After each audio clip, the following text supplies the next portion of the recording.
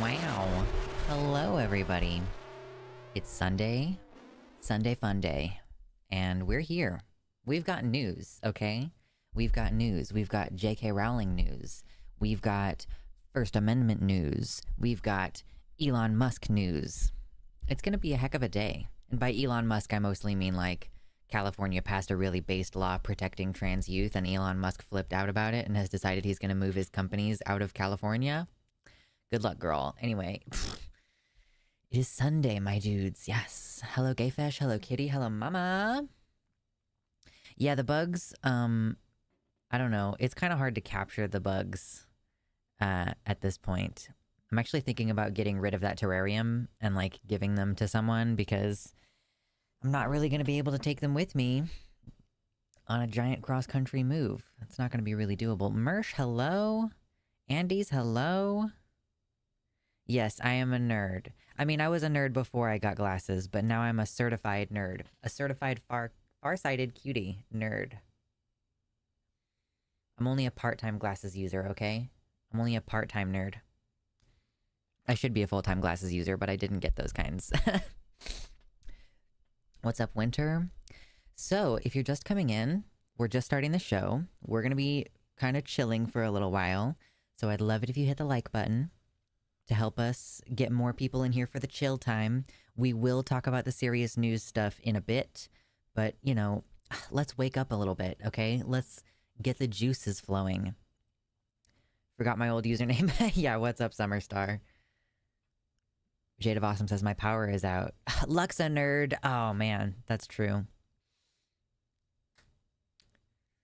Added a last-minute addition to the stream recs if you want them. New Hampshire just signed genital inspections into law, and people are trying to cure autism. What's up, Autine? Wow, what? Okay, hold on. By the way, thank you, everybody, for posting in the Discord. We have the stream recommendations channel where you can post things that you'd like me to cover on the show. Yeah, so in New Hampshire, they've signed a sports ban with sex verification measures. A don't say gay type law, surgery restrictions for trans youth, but they did apparently veto a bathroom ban and the removal of trans people from non-discrimination laws. And then, some stuff about autism can be reversed. I don't know if we'll cover the autism thing today, but the New Hampshire thing is definitely worth looking into. Excuse me. Hanging out till I head to the beach. Nice, Erica. Nice. Queensland here in Australia just told the Cass Report to eat it. They did their own review and decided to add more funding to trans youth healthcare. Nice. That's good. I'm a full-time nerd, but I wear tinted lens 100% of the time, so I look like I'm stuck in the 70s. Nice. Hey, that's awesome, Adrian. Good morning from PST. You've become a staple of my Sundays while I clean or do art. Very nice. Happy to hear. Why are we constantly why are we going constantly in a circle? Listen, I don't know. Oh, Mersh just got a hearing aid. Hearing little sounds I did not realize I had been missing for years. Yeah, I've been doing this sometimes, and I'm like, oh my god, I have been struggling to focus on just the text of you guys. Like, these are my chats. Hello, there's the camera. There's my chats right down there. And, yeah, it's crazy the difference that it makes. And I'm getting used to them. Like, I can move my head, and it doesn't make me feel like I'm gonna throw up. I mean, it does a little bit, but not too bad. But yeah, we're gonna talk about J.K. Rowling in a little bit. We've got 54 viewers and 30 likes. Can we get to 50 likes? It's quick, it's easy, it's pure. I always, like, every time I start saying that, I start doing Repo the Genetic Opera. It's quick, it's clean, and it's pure. Happy birthday, Mama! I'm not doing anything because I'm focused on packing up my apartment right now. But I'm 27 now, which is basically 30, which is basically dead. You know, you're saying that to someone who's 30, okay? That's mean. That's mean. Luxandrarian? Is that like librarian and Luxander? I'll take it. It is, yeah, they're very like librarian glasses. But yes, happy birthday. Yeah, tell me why am my genetics such a bitch? That's the worst song in the whole movie. It's just easily the worst song. Oh, goodness. Oh, managed to schedule work around your stream, so this is my chill time for Sunday. Listen, glad to have you here. I know, I just got glasses. I'm old. I've got an ENT appointment in 2 days. Very excited because hopefully I will have some relief soon. Ears and face pain for months now and so tired. Ugh, allergies, sinus pressure. Ugh. So, small announcement. First of all, announcement, I'm going to be on Takis again next week. The Transatlantic Call-In show hosted on the channel The Line, YouTube channel The Line. I'm going to be on next Thursday, and I don't know what the schedule is looking like for August, but I'm assuming I'm going to be on there a lot in August. Other announcement. I just launched a GoFundMe for helping raise some funds to move across the country. My partner and I both make pretty decent money, but I've just had to fix some stuff on my car, so and it's going to cost like many thousands of dollars to move across the country. So GoFundMe link if you're at all interested in helping.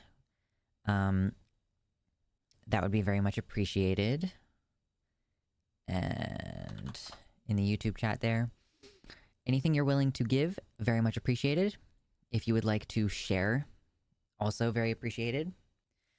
Yeah, I have 6 months to raise some money for that and to save up thousands of dollars. So, if you're able to contribute, thank you very much. If you're not, don't worry about it. Not a big deal.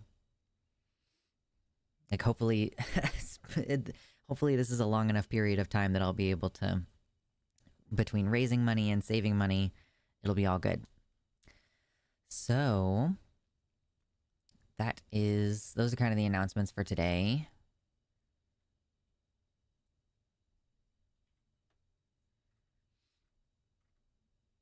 Okay. I shared it on Twitter. I shared it on Blue Sky. Yup. Very exciting. Moving 2,000 miles across the country is going to be fucking crazy. I'm a bit mad at the line right now. Jimmy Snow's been on some real lib shit, and Matt Dillahunty has been a total pedantic ass to a lot of good people lately. Oh, yeah, I haven't seen what Jimmy's been up to. I saw that he posted something on his actual channel called Jimmy Snow today, which he doesn't really post there very often, I don't think. And yeah, as I understand it, so Matt Dillahunty was like disagreeing with people on Twitter about like the prospect of like the rhetorical like when we say things like, well, they want all trans people dead, he's basically been arguing that like that's not a good argument to make, like that it's hard to prove intent or whatever. I do think that there is some utility in like, you know, I know it's like V who shall not be named has said before, you know, we sometimes have to use inference and deduction to understand someone's motivations, right? And I do think that looking to people's motivations can help us understand what is going to happen next, right? And someone else put forward the whole like, oh, you know, it's not rhetorically useful to say the right wants to control women's sexuality when we're having discussions about abortion, because it should be good enough to say these are the negative outcomes of limiting abortion rights. But I mean, yeah, like, first of all, they do outright say things like, just close your legs, you know? Like, so you can't even, like, I think that that's even harder to argue that, oh, maybe they don't actually want to control women. Like, no, that's pretty explicit in there. Like, maybe if you would just stop sleeping around, or maybe if you would just keep your legs closed, then this wouldn't be a problem, right? So, but if we're looking at trans people more specifically, like, yeah, the effect of these laws and limitations are that trans people, like, like the numbers reduce, right? Whether you're actually causing people to off themselves or whether you're just limiting their right to exist in public, and so functionally trans people exist in public less and less, like, it seems as though the intended effect is to reduce the number of trans people. And knowing that, we can project the future of what could happen, you know? Like, that's my sticking point. I guess I can kind of understand that it's like, I think that basically Matt was trying to say it loses you credibility somewhat to claim, oh, they want all trans people dead. Whereas you could argue these laws materially harm trans people. And you just discuss the actual present material conditions of cause and effect. Anybody near Georgia want 3 hens and a rooster? God damn. Be in Kansas. No, I can't move chickens across the country. I want chickens, though, so bad.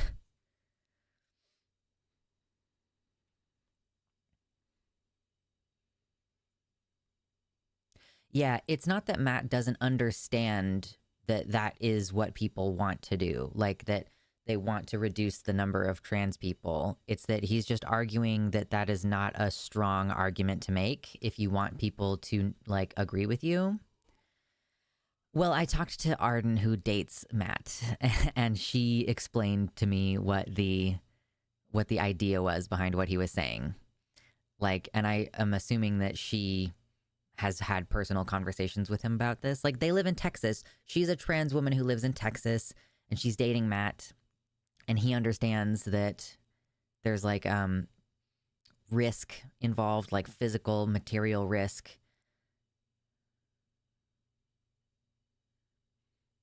He straight up said in response to Michael Knowles' eliminate transgenderism from society that wasn't a genocidal intent. Yeah, well, maybe Matt's fucking stupid.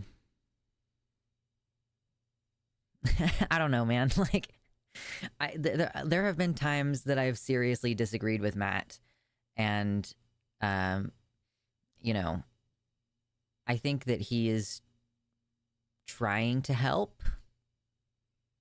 You know, he doesn't always do a great job of it, and like, I say this not to be judgmental, but he's always been kind of an asshole who's kind of pedantic, who thinks he's right about stuff, you know, and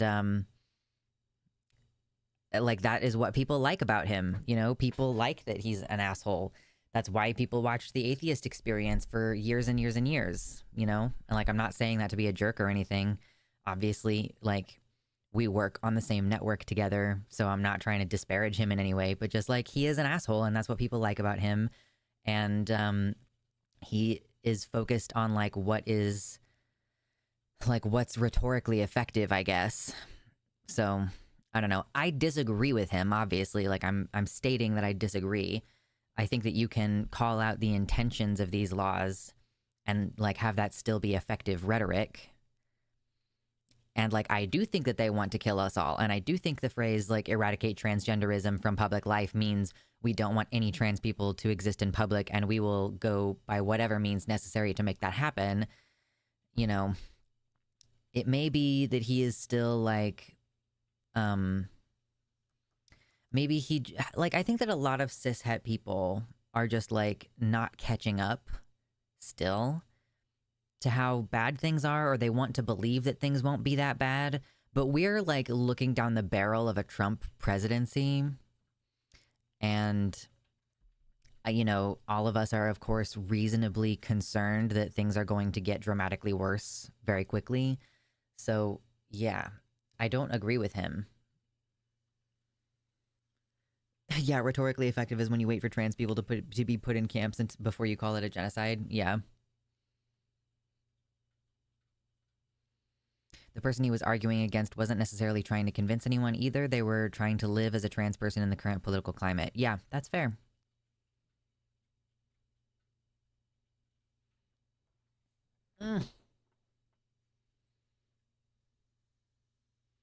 Feels tough to give any critique on Matt because I feel like any critique toward him ends up being dismissed as some hater bullshit. Yeah, I guess that's fair.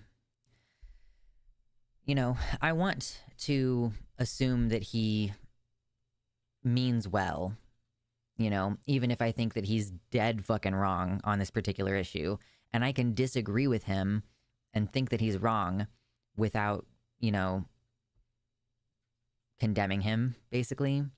I don't know, maybe I should ask, because I'm always on the Transatlantic Call-In show, but I could I could contact Jimmy and ask, like, could I get on one of the other shows during the week where there might be more of an opportunity to talk about this? Like there are more viewers on the other shows on the line. They still end up talking about trans issues sometimes on those shows, I'm pretty certain. But, yeah. Maybe it would be beneficial to see if I can get on one of the other shows.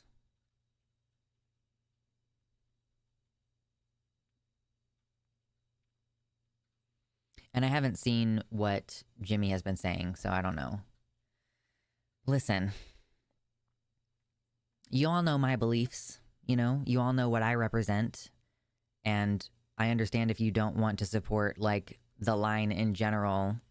But I will say, like, you know that I'm going to have my influence there.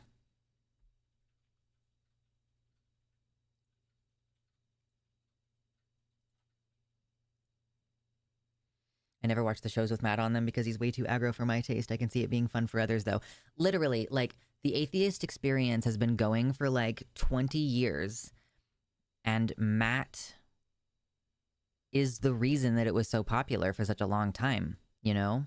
Like, the fact that he would go hard on theists and stuff, like, that is what made it what it was.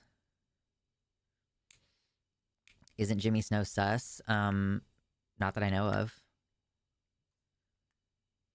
Thank you, in a box. Yeah, I got really mad, by the way. If you haven't seen it, this most recent, the show on the Transatlantic Call-In show, on Thursday this past week, I got really mad. And we hung up on a caller because I was like, I'm done with this conversation. I got really spicy, raised my voice, got so red in the face. I was so warm. Ugh.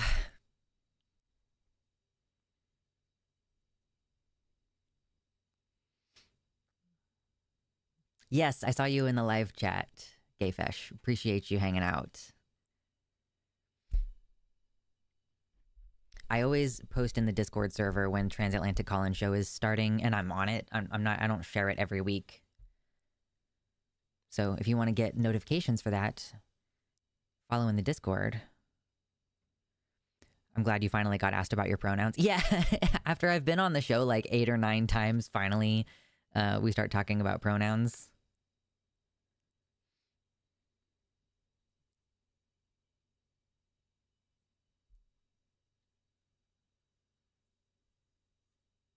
Baby makes it harder. Yeah. Oh, yeah. You said that today's your first show with wifey going back to work and just having the baby by yourself. That's exciting. Hopefully baby sleeps.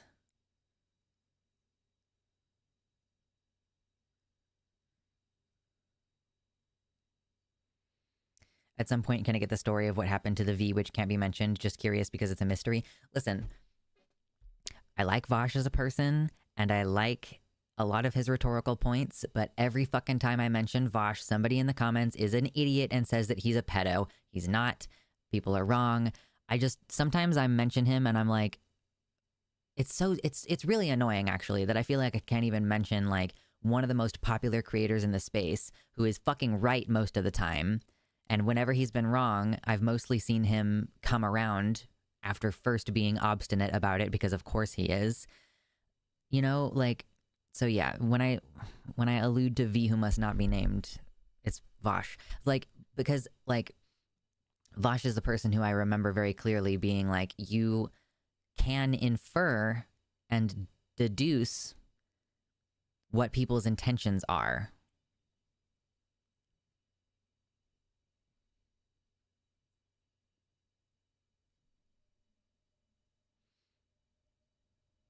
So glad that the Discord is doing wonders for your mental health, Winter.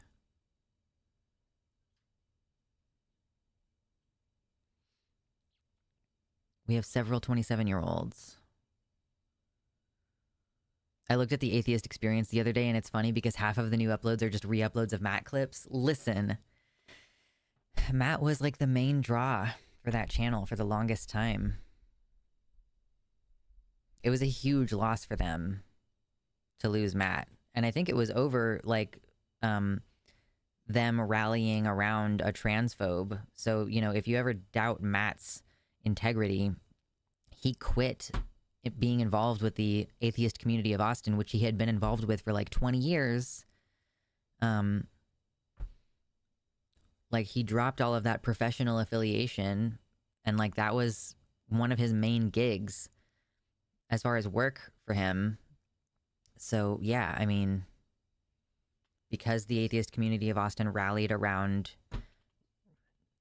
I don't remember what Rationality Rule's name is, but you know, he was doing this whole, oh, trans women in sports thing, being super fucking annoying about it, and yeah, that is why a lot of people left the ACA network. And this was years ago at this point.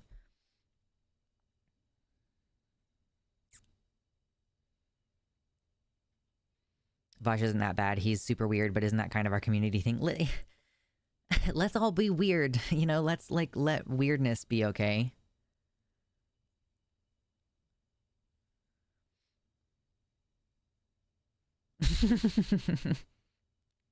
Stephen Woodford, thank you, Baba Ali. Oh my god, I can't fucking read.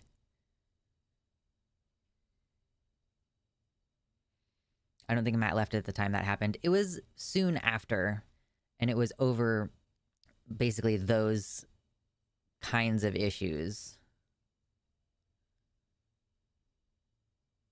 I always couch my general pro-Vosh opinion to say that no one is objectively wrong for disliking a creator. However, be careful about what you spread about them. Yeah. People have been pedo-jacketing Vosh for like 6 years. So I don't... Like, there's a very high bar for me on proving something like that. And he has argued against people who make pro-pedo arguments and stuff. Like, who was it? Was it Mr. Girl that he straight up hung up on him because Mr. Girl was getting really fucking weird?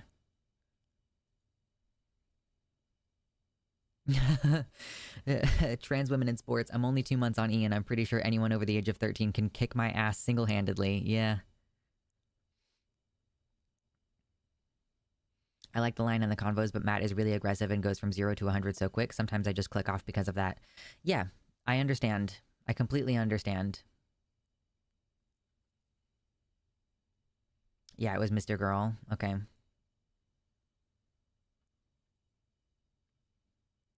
I didn't see the debate with Professor Flowers, or maybe I did. I think I listened to Heem's conversation with Professor Flowers after the debate with Vosh. I can't remember. I was listening to those while I was, like, working at the time. Hello, Lucy. Welcome to the website. You are now on the website. Thank you so much. There are 92 viewers right now. Can we get to 69 likes? That's always the first primary goal, 69 likes. Also, if you didn't know, so we will be talking about specifically the news that I have planned for today very soon. For now, we're kind of just still chit-chatting about whatever, but I did just start a GoFundMe because I am trying to move 2,000 miles across the country to go live somewhere safer. I live in Kansas right now. We don't have, like, the right to vote or the right to change our gender on our driver's license or our birth certificate, and it fucking sucks. Our healthcare is at risk. Fucking climate change is horrendous here, so we are moving to the Pacific Northwest, and if you are able to donate, I would really love that.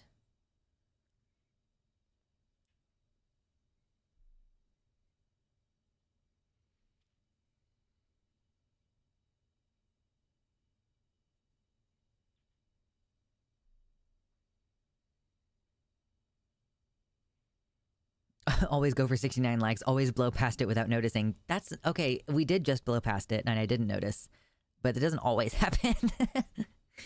Nice, except not anymore. It's not nice anymore. But yeah, thank you, everybody. Would you prefer a dono here or a dono there? So the great thing about GoFundMe is that it is explicitly a gift, so it is completely non-taxable. Donations through the website are a little bit more in a gray area around whether it's a gift or like an income thing. So it is better to go through GoFundMe because it's not in a gray area at all. It's explicitly a gift and they cannot tax that income. Or they can't tax it as income, I should say. But I do like donos through the website. I will flex if we get donos. That's always the stream goal. It was nice. Yeah, exactly. Listening to Heem's discussion with Professor Flowers and looking at her reaction to it after the fact is wild. Yeah, wasn't she super pissed about the conversation afterward? But Heem did kind of pin her down, and it seemed like she would support Native Americans if they wanted to be genocided, like if they wanted to be genocidal toward white people. It was a weird conversation. Don't have a right to vote. Yeah, Mr. Frog. So the Kansas State Supreme Court, you know, each state has its own Supreme Court. There was recently a case brought before them, and they determined that citizens in Kansas, according to the Kansas Constitution, do not have a right to vote. So that means that any laws that pass or any executive actions that are taken that impinge our ability to vote, those are completely legal. We do not have a right to vote. And we also, on a federal level, don't have a right to vote. Like, you can't, like, one of the amendments specifically is like, you can't disallow women from voting because they are women, you know? And other ones are like, you cannot disallow people to vote because of their race. But there are no, like, federal rules around making sure everybody has the ability to vote easily, or like everybody has the right to vote. You know, if you can't afford an ID, which is required to vote basically everywhere, then like you just, that's basically a voting tax. It's like a poll tax you have to pay in order to be able to vote, and that's legal everywhere, you know? Or like if they're closing polling places, you know, maybe they close the polling places that are closest to the they're like closing the polling places that are closest to the bus stops, right? Because lots of poor people vote by you know, busing in. Or if they completely eliminate voting by mail, or if they completely eliminate voting early and require you to come in during the workday on the Tuesday that's the voting day, you know, like, yeah. Honestly, waiting for them to bring back literacy tests. Yes. So the state of Kansas, we do not have a right to vote. And federally, there are not strong protections saying we need to have everybody have access to a vote.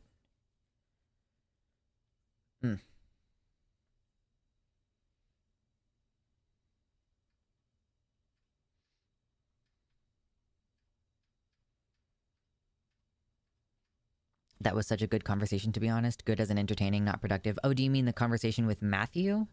Matthew, who called into the line this week again? We have given him so much time for like a month and a half. He's been calling in almost every stream for a month and a half. And Arden wants to tackle the conversation with him next week. So if he calls in next week, Arden has like a logical question she wants to pose to him. And I will let her take that because I'm going to be mean to him. Like, I'm going to be mean. It is not going to be a good time for him if he calls back and I take point on that. Hey, listen. We've gotten 3 donations on the GoFundMe. And that's $150 raised, which is amazing. Thank you so much. Who are the 3? I know someone just said that they put their dead name up there, and I'm sorry. We have R. Haywood, R. Schutz, and A. Rake. Thank you. And because we got over $100... Oh, gotta pull this armor up. Thank you. Appreciate you.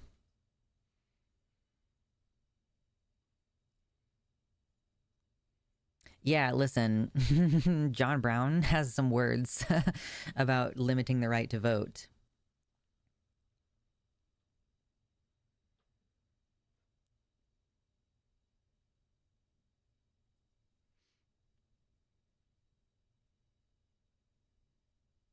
I'm a bit out of the loop. Who are they? Oh, did you miss? So what we were just talking about, y'all. If you're just coming in, I do. I'm a co-host on the Transatlantic Call-In Show, which is a call-in show on The Line, which is a YouTube channel that hosts multiple different call-in shows. And we've had this one guy calling in every week for like more than a month, every Thursday at 2 p.m. Central Time on the Transatlantic Call-In Show. And he's been very fucking annoying. Beyond Storm Chasing, thank you so much for the $33.33 donation. They said, I saw the title and want to know how Joanne is going to hear them. Salt, smoking, sun, pickling. There's a lot of different techniques and you need to do it right to avoid spoiling. That's true. I think curing most of the time is like a mixture of salt and smoke, right? Yeah. I'm not left-handed. I mean, I'm kind of ambidextrous, but I'm mostly right with my right hand, and I do a lot of stuff with my left hand. So, I mean, it's kind of both a little bit. I like my queers pickled. True. Yeah. Very true. Thank you very much. I appreciate the dono. That is very good. Very, very good. And now we're at 1/3 of the dono goal for today. Yes. I feel like every time Matthew is close to a breakthrough, something breaks in his brain and resets to before the conversation started. That's true. Yeah. Yeah, we keep getting to this point with him where we're like, okay, so logically speaking, you must agree with this statement. And then he's like, well, but say I'm a not a logical person. And it's like, no, Matthew, stop shifting the goalposts. It's like I said, I'm gonna be mean to him the next time he calls in. Like, that's just what's gonna happen. How long before the disabled aren't allowed to vote like the blind? I mean, this is the thing with voting is that, you know, there are indirect ways of preventing certain groups from voting, right? You know, so if they eliminate mail-in voting, if they eliminate early voting, if they require you to even like the fact that they require an ID as opposed to just sending, you know, a ballot out to you and everything, you know, all of those things are things that affect disabled voters, you know? If you have a mask ban in place and you require in-person voting, a lot of disabled people will protect their health and stay home.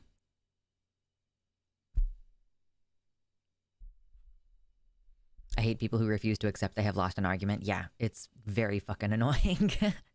But it's amusing. It's entertaining. It's fun to some degree. Obviously, I joined the line because I enjoy those kind of conversations where we're having big differences of opinion. You know, it's an opportunity to educate, and, you know, it's enjoyable sometimes to yell at someone for being a disingenuous fucking idiot. So, you know, most of the time we're very calm. We give people lots of time.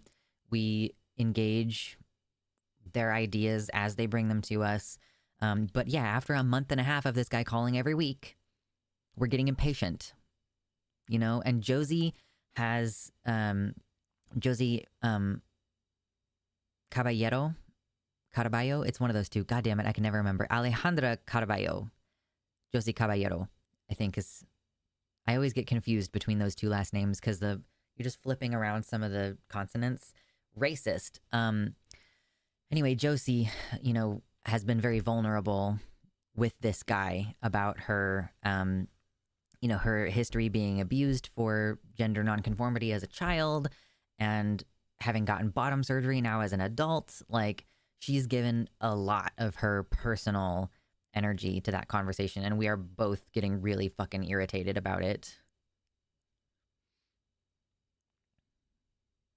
The Josie who used to do the old debate panel circuit. Um, I know I was on a panel with Josie at one point in the past. I don't know if she did a lot of debate panels. I can't remember, but I've been on the line with her a lot this past month or two.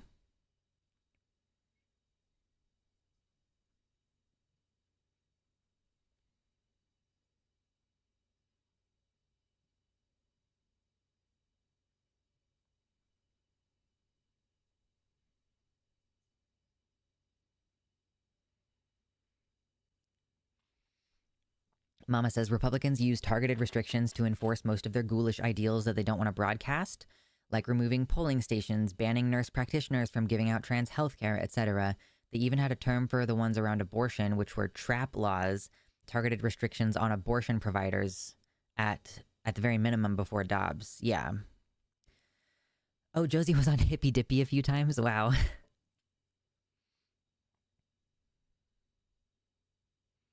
Internet dead with a 3-hour restoration ETA. Couldn't be me. Oh, that's so sad, Viren. All hail mobile data. All hail mobile data.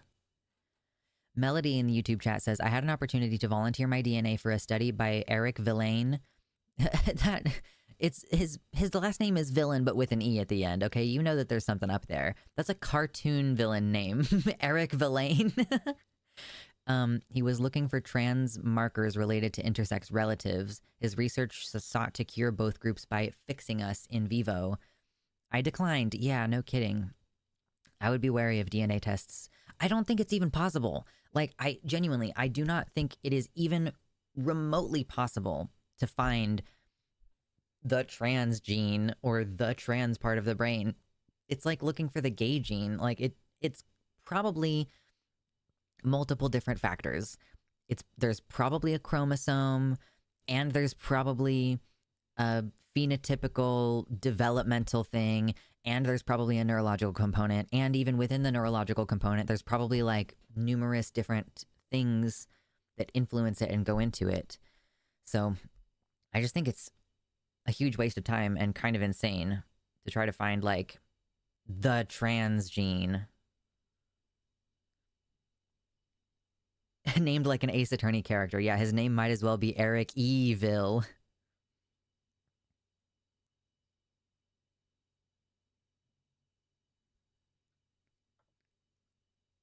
I have like really dry skin on my lip right now. It's very uncomfortable.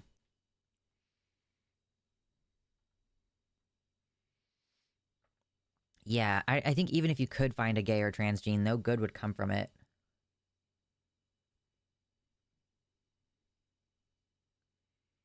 Yes, Hail Hydrate, Lightwolf. Thank you for the reminder. Y'all, if you haven't drank any water since the show started, you should drink some water now. There's 100 viewers. We're very close to 100 likes.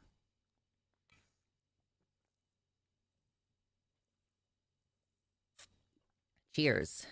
Where's my coffee? Oh, it's over here. Left my coffee over here. Oh, goodness gracious. There was apparently a big outage in Microsoft servers that caused half the country to come to a grinding halt. Yeah, I'm familiar. I haven't really looked into it that much. I figured it would probably not be a strong segment for the channel, so I figured, you know, we could talk about it colloquially during the stream, but I'm not gonna like sit and do a whole segment about it. But yes, daily reminder that one company should not have a monopoly so much that their infrastructure failing causes half the country to fall apart. Yeah, banks were not open. I had an appointment to get some routine blood work done on Friday, and I couldn't get it done because the like blood draw place, which would be, you know, taking my blood and running the tests on it, just routine stuff like cholesterol and things like that. They turned me away, and I'm gonna have to make a new appointment for this upcoming week. And airplanes, I think there was maybe one company, maybe Southwest, was still able to get planes in the air, but most airplane companies were like grounded for most of the day.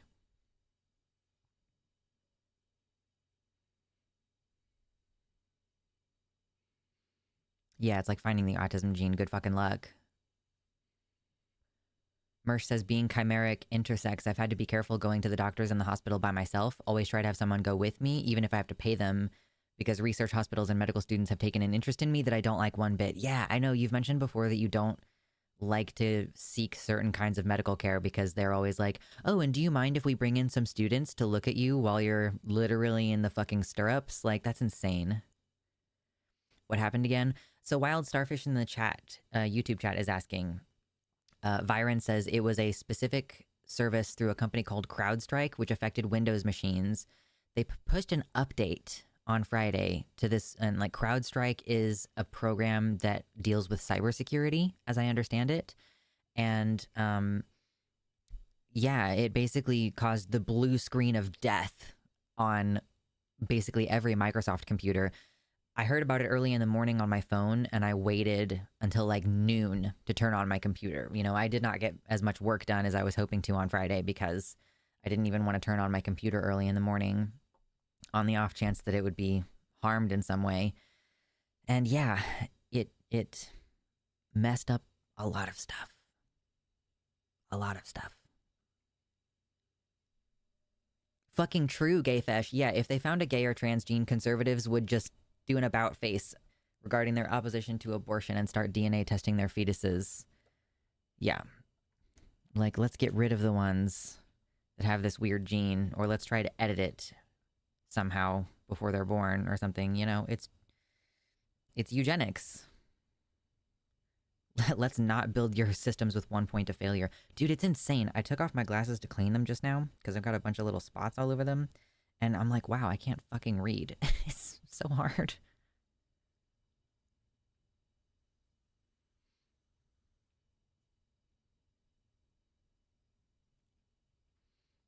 If you don't use the affected program, you should have been fine. I thought that it was something that was just automatic, you know? Like, if you have updated Windows, it runs this program as part of its operating system.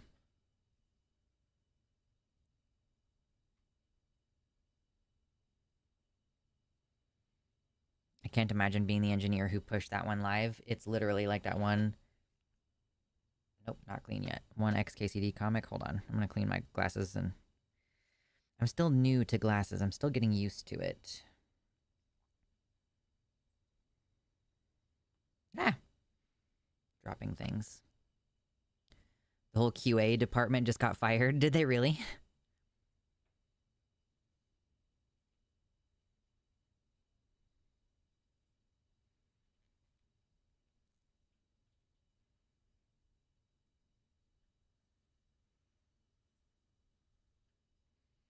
Turfs want to convert all trans men into tomboy lesbians. I mean, yeah, it's basically what they want. And we will talk about J.K. Rowling more in depth here in a little bit. Okay, XKCD comic.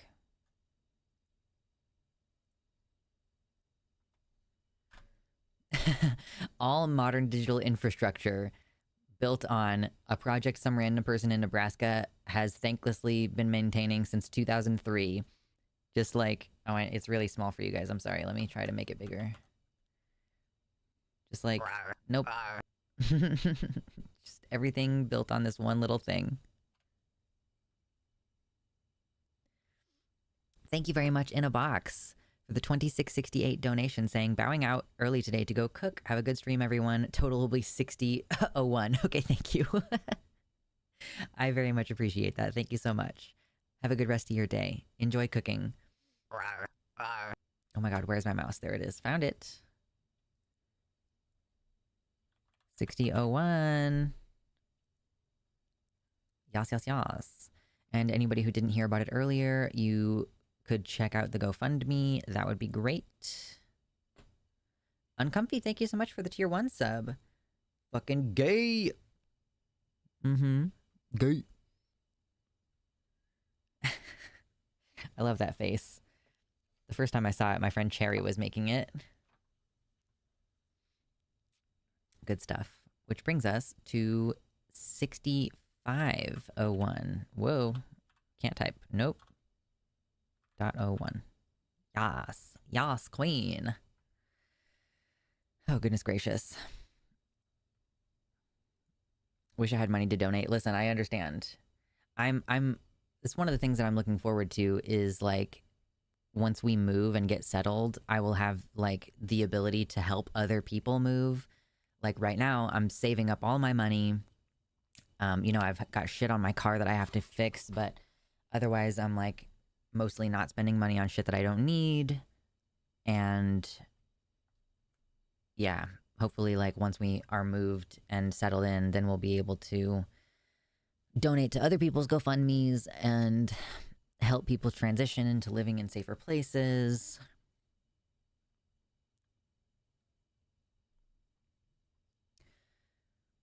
Mama says transphobes want to convert all trans men into tomboy lesbians, all tomboy lesbians into femme lesbians, and all femme lesbians into straight women. You're always one step away from satisfying them, but if you take that step, they step back another one. The only winning move is not to play. Yeah, I think that's fair. There's always, like, every time you give them a little bit of ground, they take more ground.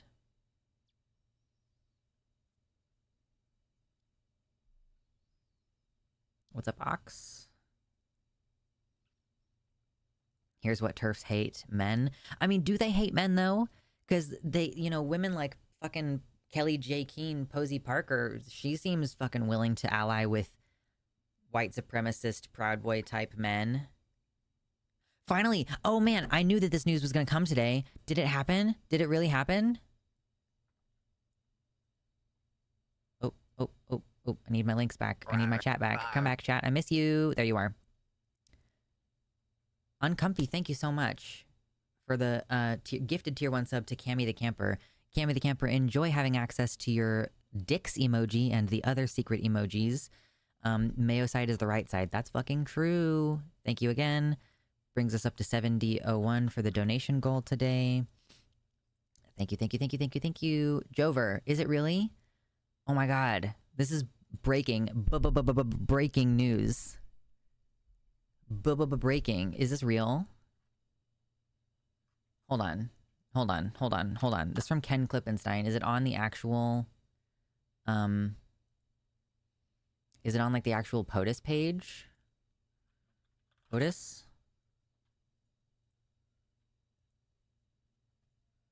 No, nothing on POTUS. Joe Biden. It's real. Wait.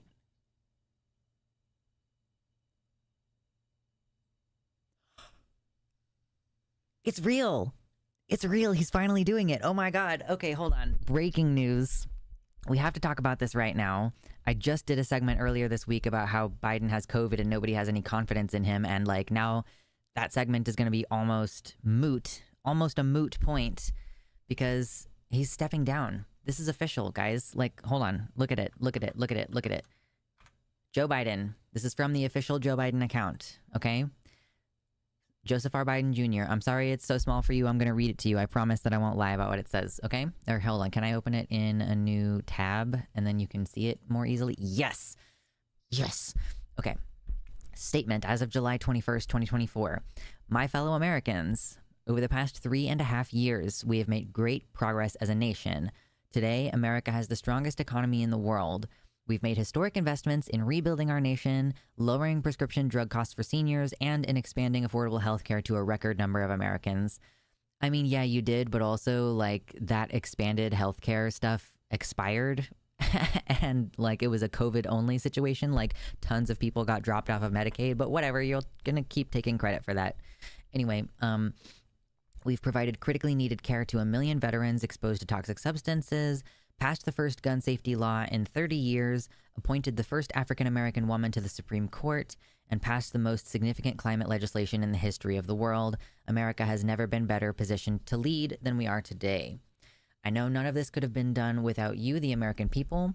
Together, we overcame a once-in-a-century pandemic. No, it's still raging. We're in the middle of a huge summer spike right now, and it's going to dip a little bit, and then we'll have another huge spike in September, and then it'll dip a little bit, and then we'll have another huge spike over the winter, and that's just what life is going to be like for the rest of forever, apparently.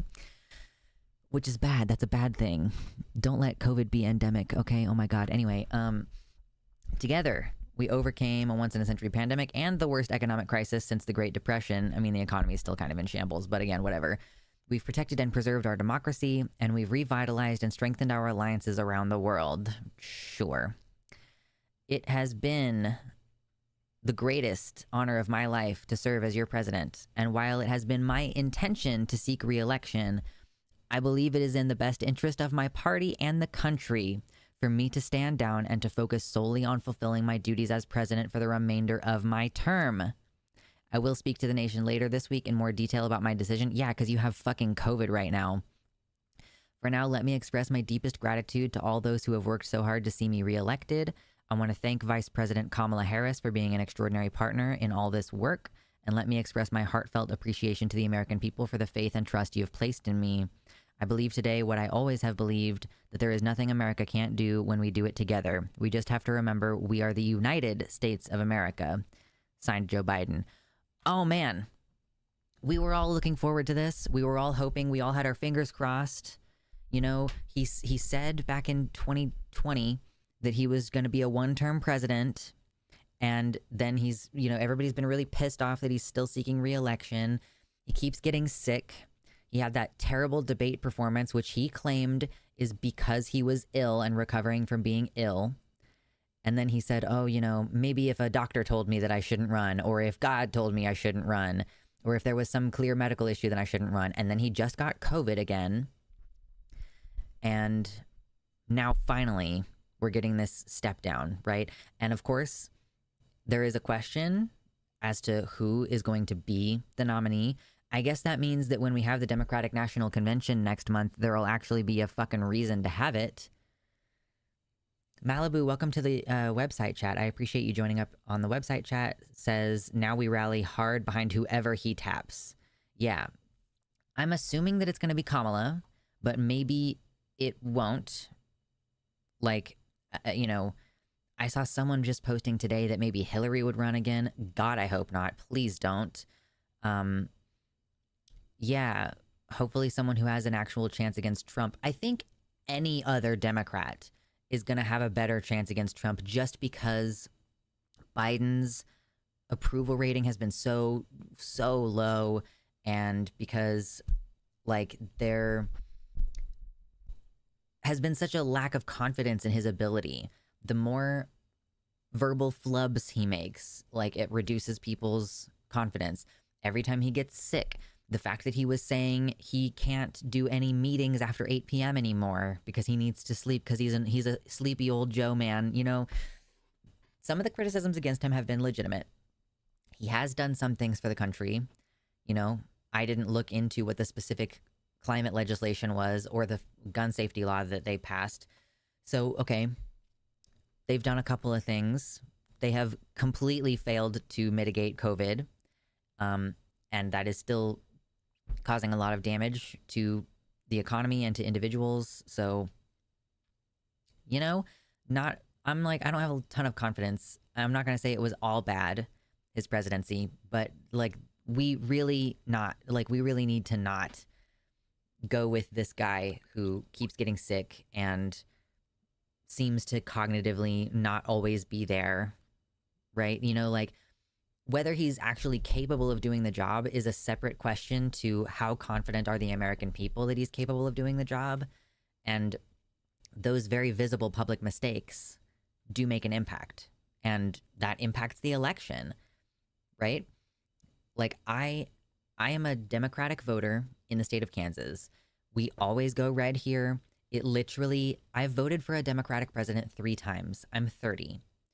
And like, I just don't see this, or it's about to be the 3rd time. I can't remember. I voted for Obama's 2nd term, and then I voted when Hillary was on the ticket, and then I voted when Biden was on the ticket. Yeah, I voted 3 times for the president. My vote never matters in Kansas. So I was thinking, oh, maybe I'll just vote uncommitted if Biden is still, you know, Genocide Joe is still the one on the ticket. If it's Kamala or basically anybody else, even though I know it doesn't matter, I will vote for that person. Like, I have so much more confidence in basically anybody else at this point. Part of it isn't just the verbal flubs, because Trump makes those as well, but rather that he looks old and confused while he makes those flubs. Yeah, Trump makes those verbal flubs confidently, although he is just as mentally checked out, I think. I think that we have just as much reason to doubt Trump's ability as Biden's. It's just that nobody thought that Trump was competent anyway. So nobody, it's like not as clear of a criticism.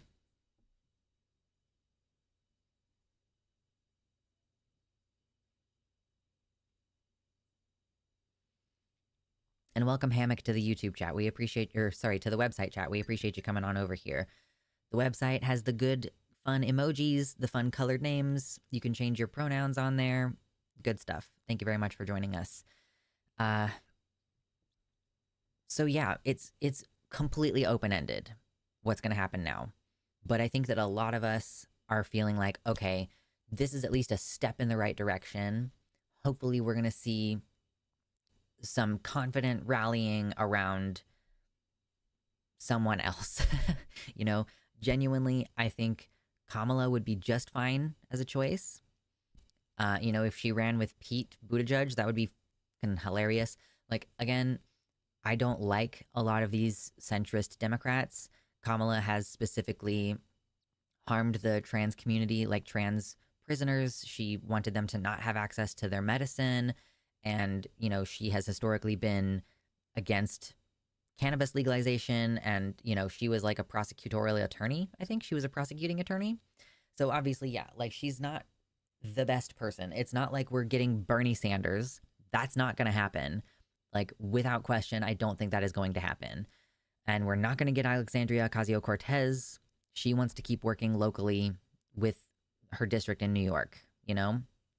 So it's not like we're going to get a leftist, but this does mean that we are going to get someone who we can have more confidence is going to, like, live through the end of their term, you know, which I think is pretty significant. I think that that's going to do a lot for a lot of people. And I am way more excited to vote in this election, knowing that Biden is not going to be the person on the ticket. Give him a cabinet position. Give him an advisory position. That's totally fine. She was California's AG. Okay, cool. Yeah. And district attorney in San Fran before that. Okay, cool. Yeah. Maybe not a prosecutorial attorney. That was my misremembrance. There's so many different names in politics. You have to remember all these people's names and like what they've done. It's difficult. Yeah. So this is breaking news. Just as we were doing our live show today, I suspected this news would come out, and so I'm glad. Is AOC old enough to be pres? She will be old enough by January, I think. And like you can get the nomination before that. Like if you're going to be the correct age by the time you're sworn in, I think is how it works. So she's 34 right now and she's about to turn 35.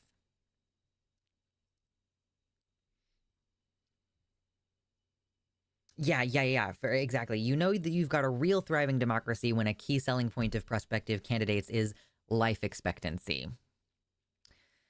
So, yeah, now if only this happened a few months ago. Listen, this is going to be very exciting. At the bare minimum, you know, we're about to have a very exciting, you know, like, yeah, she turns 35 in October.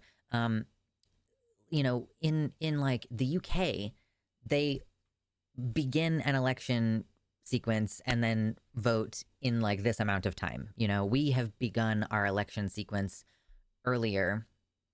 And so this is, it's not like this is completely out of question as far as like the way that politics can work in the West. It just so happens that in America, we've extended our presidential election period to like 2 years long. You know, like we spend an entire 2 years before the actual election talking about who's going to be the candidate, talking about who's going to be the running mate, you know, speculating, doing polls, who's going to win. And so this is going to be probably the shortest period of like putting some names out there and then choosing the person. Sorry, I smacked my microphone. And then voting for the person.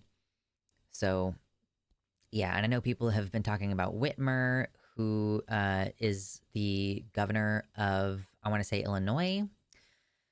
You know, cis white guy kind of deal, right? Like that might be.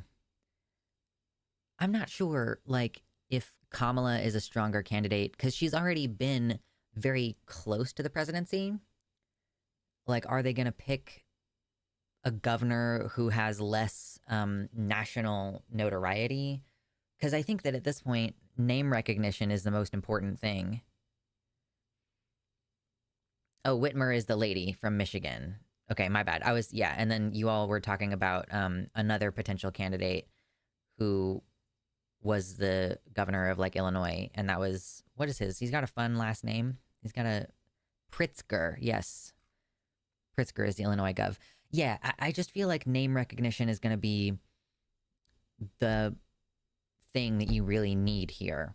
And Kamala has already been so close to the office that she just seems like the obvious choice for me. But I'm sure that there are some Democratic voters who are still racist and sexist. And like the combination of those things, obviously black women have a really hard time.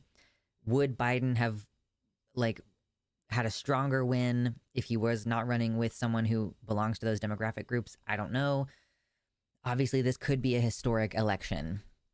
I mean, obviously, it's already kind of historic. We have the incumbent president who was intending to run for re-election dropping out. What is it, 3 months? Hold on. Like, it's currently July, it's August, September, October, and the election is at the beginning of November. So it's basically 3 months before the election. So we have 3 months to find a candidate, have Biden endorse that candidate, and have them start doing the campaign trail thing where they go to all these swing states. And yeah, we have to choose someone who is going to be able to poll well in those swing states. You know, we have deep concerns about Ohio. I know that there's even concerns about Colorado and, you know, that being like a purple questionable thing. I don't know if, like, Florida used to be a big swing state, but I don't think it is anymore. If Kamala is the nominee, what do you want to bet the birther argument comes back up? Maybe. Do we think Trump's campaign is going to recycle that? I've seen Michelle Obama touted as a potential dark horse for the nomination. I really doubt that she would, but I mean, hell, maybe. Who knows? Nominate Oprah?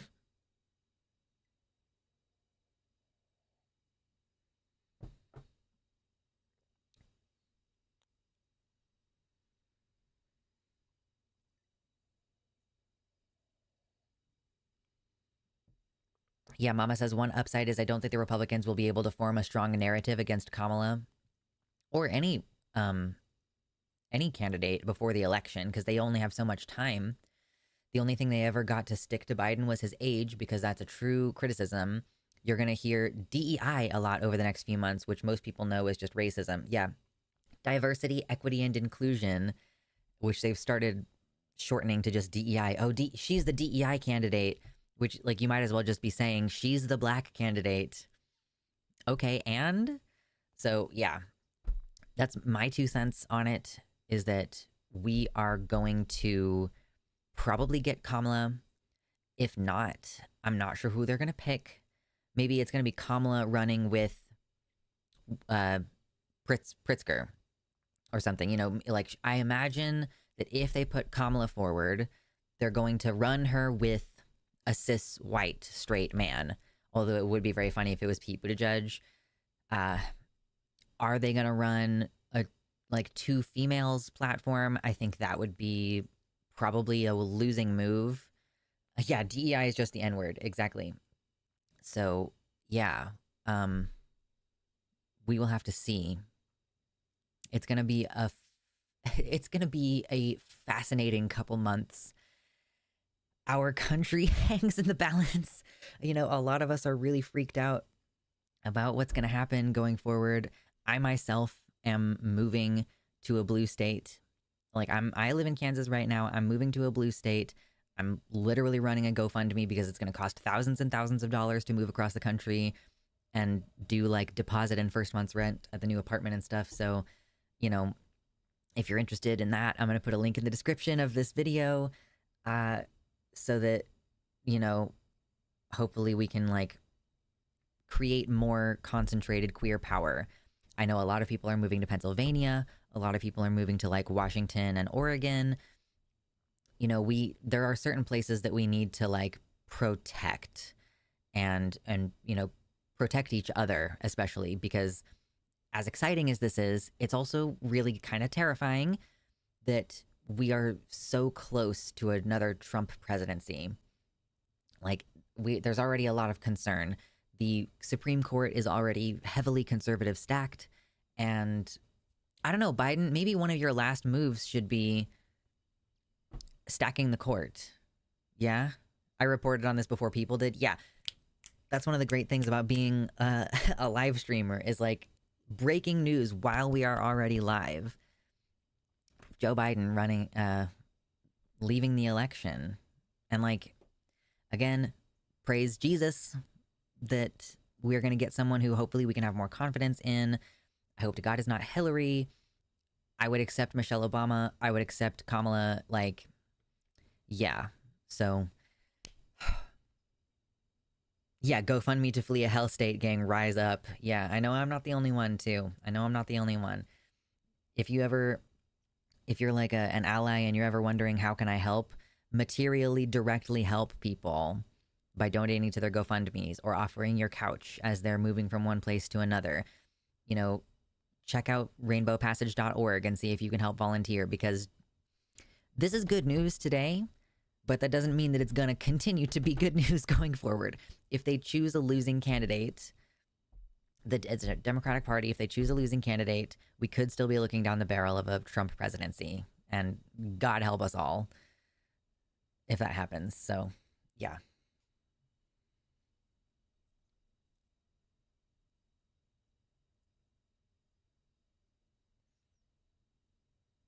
I think Rainbow Railroad gets people out of other countries into safer countries.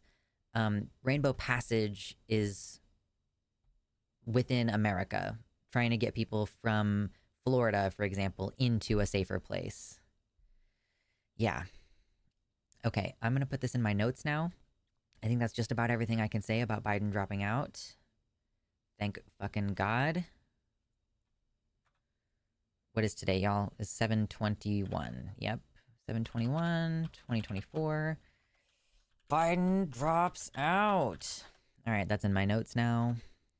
Grand. Let me copy paste this link and put it in there. All right, cool. Wow.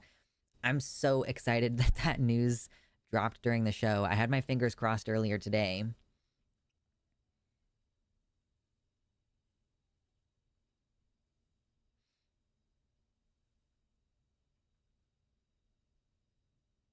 I need to find a sense of community in a place like Oregon. Are you in Oregon, Ox? Because I'm moving there.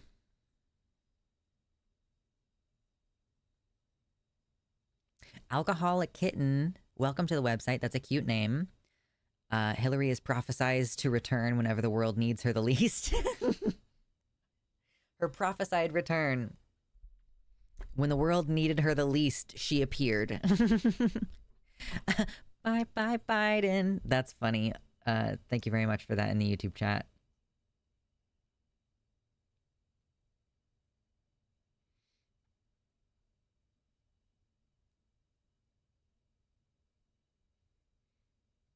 A little spin on the Avatar The Last Airbender opening. Good stuff. Let me post the link really quick again to that GoFundMe. Because today's the first day that I've opened it, and it would be great to get some more donos just for today. All like the first couple days of a GoFundMe are like the most important.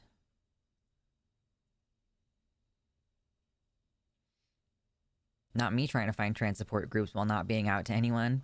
I'm sure some places have more general LGBTQ groups or like a a gay group, and that might be a good way to get your shoe in. Coconut pilled? Oh no, what's going on with coconut? Dead Domain is doing a stream and the title just changed. People don't actually like me for my politics takes, like my electoral politics takes. People mostly want to see me for trans takes, which of course is annoying, but whatever. Insane.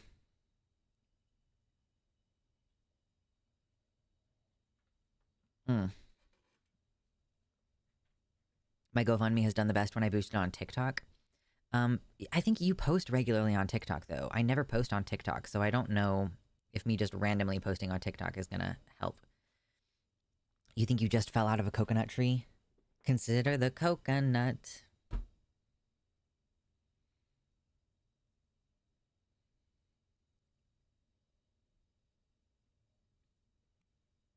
Reed in the YouTube chat says, have you ever thought of dyeing your hair out of curiosity? I used to dye my hair.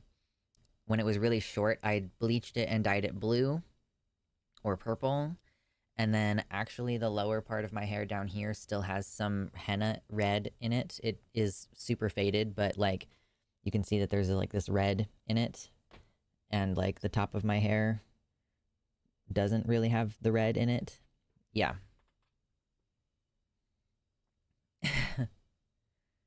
Twinkrot, welcome to the website. Thank you so much. There are so many new people in the website.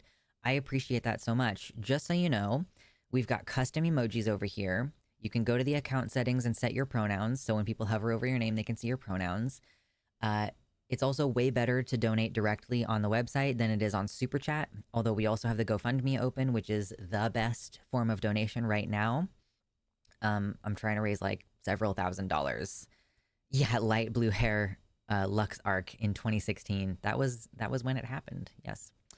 And if you subscribe, get like a 1-month subscription on the website, you get a fun colored name and access to even more custom emojis. There's also, oh shit, I don't even have my merch hoodie right now. I completely forgot. But there's a merch website as well if you want to get something in return for your contributions. There's hoodies, there's tank tops, there's mugs, there's journals, there's all kinds of shit over there. Yes, I literally had blue hair and pronouns. I was that bitch with blue hair and pronouns. For sure. But yeah, moving to Denver this week partially due to fear of a Trump presidency. Yep, we want to consolidate our power wherever we can. Kamala Harris said something like, you think you just fell out of a coconut tree? You exist in the context of all that came before, but she said it in a funny way, so that's the meme now. Okay. We also had a metaphor regarding coconuts come up on the Transatlantic Call-In show this week, so I was really confused for a minute there. Yes, we just covered that, Kenzie. We covered it immediately, as soon as it came out. Like, hot off the press, live coverage. I'm in the process of learning how to apply for a loan to put in a 4 to 5 acre bamboo farm with 3 to 4 kinds of bamboo in it. Each acre is worth between $30,000 and $60,000 a year, and we don't need the loan to cover the land, so hopefully it will be possible. If it works out, I can help a lot of people in the next few years, along with starting a tiny house business with houses made from bamboo. I need something that's low energy, high return for income. So doing art is for fun. That's amazing. Being able to pull that much money out of land. Excuse me. Because it's like got pretty low water requirements, doesn't it? Biden just officially endorsed Kamala. Okay, I have to add this to the segment too. Okay, cool. Okay, so it is going to be Kamala. Like it is all, yeah, okay. So if Biden is supporting her, my fellow Democrats, I've decided not to accept the nomination and to focus all my energies on my duties as president for the remainder of my term. My very first decision as the party nominee in 2020 was to pick Kamala Harris as my vice president, and it's been the best decision I've made. Today, I want to offer my full support and endorsement for Kamala to be the nominee for our party this year. Democrats, it's time to come together and beat Trump. Let's do this. Donate to her campaign here. Wow. So yeah, I guess that clinches it, you know, all the discussion that we've had about who it's going to be. I'm I'm not sure who else it could possibly be if Biden himself is giving the like Biden himself is giving the recommendation, like the endorsement. So yeah, I mean that's pretty much it, right? The only question now is who she's going to pick for her vice president to make it to where she, she wins in those states that are maybe a little bit more rural or, more questionable as to whether they'd be willing to vote for a woman and all that stuff. So, yeah, I am voting for Kamala Harris in a few months. And I think that everybody who's capable of voting, even if you live in a red state, you should do that. You know, that's my personal opinion and that's my official position, and I'm gonna push that. I think everybody who is capable of voting for her should vote for her. Vote early if you can. Vote by mail if you can, and come out swinging for Mamala. I don't know why you all are calling her Mamala, but I'm gonna roll with it, I guess. Cool.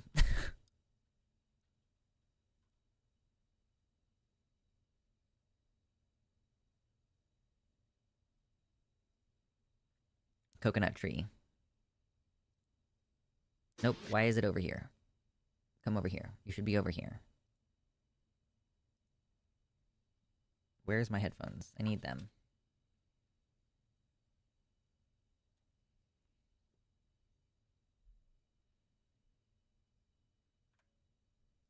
You think you just fell out of a coconut tree? You exist in the context. Hold on, let's take it back.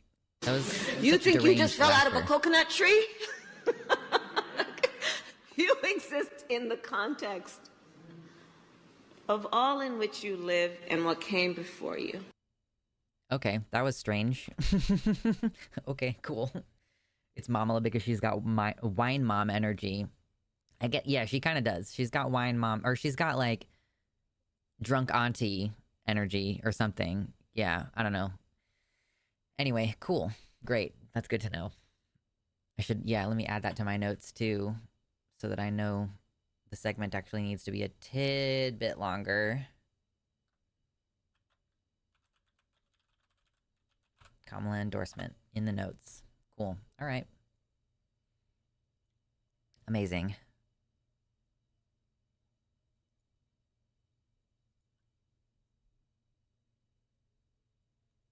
Yeah, the drunk auntie versus wine mom is just whether she's got kids. Exactly.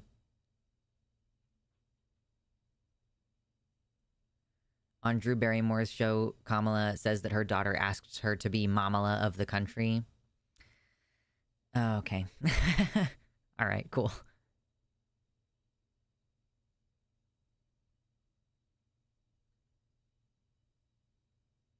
Buy Maya Rudolph stock now. True. Oh, man. Maya Rudolph is gonna have the best impression. Although I did see Demon Mama saying that she was gonna work on her Kamala impression and try to perfect it, and that the laugh was gonna be the hardest part. Oh, gosh.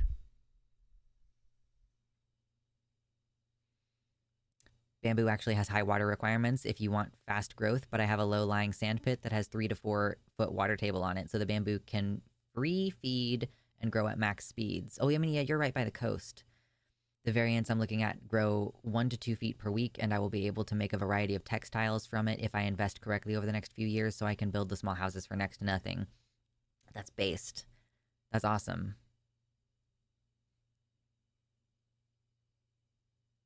Keep coconuts out of politics.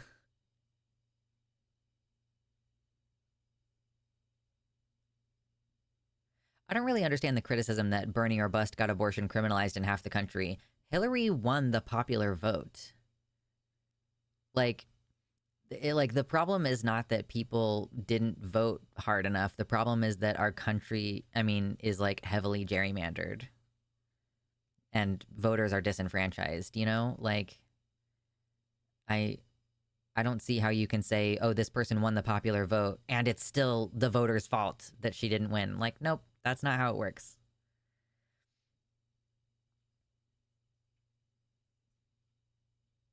I was fine with Kamala being the nominee. No need to add regret to that equation.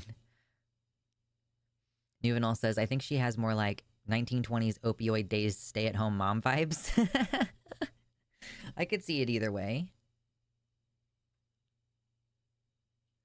Hillary didn't campaign in swing states that she ended up losing by a tiny bit. Right. So it's like, yeah, Hillary's campaign more than the like Bernie or Busters. I don't know. Bernie or Bust was such a small portion of the whole country. I don't know how we can blame Bernie or Busters for fucking literally anything.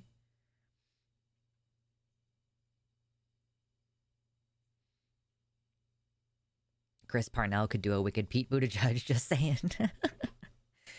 Yeah. I'm in such a great mood now. What fantastic news. Man.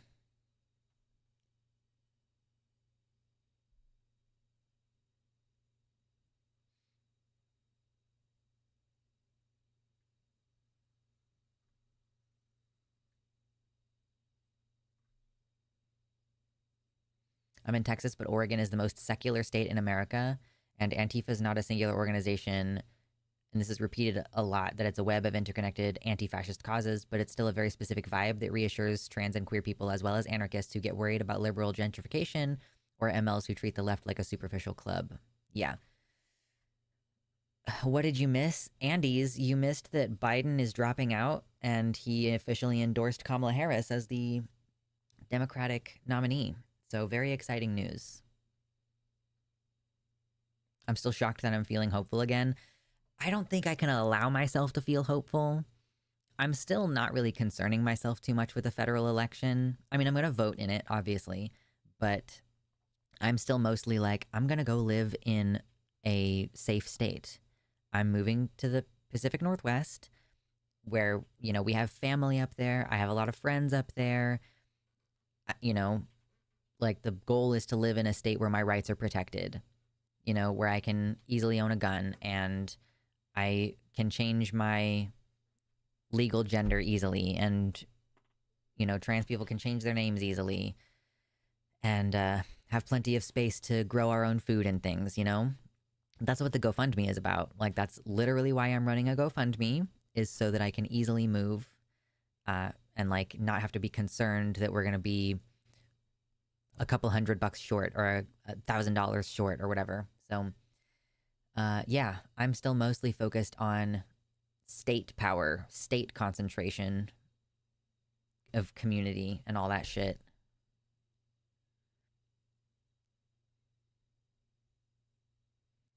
Exactly, Decoy Duck. Progressives are either an insignificant and small group to be ignored or the pivot point of democracy. You can't have it both ways, DNC. Oh. Congrats. Congrats to Kamala Harris. Jesus fucking Christ.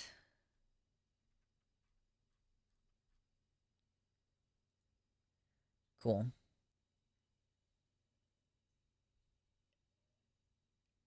Mm.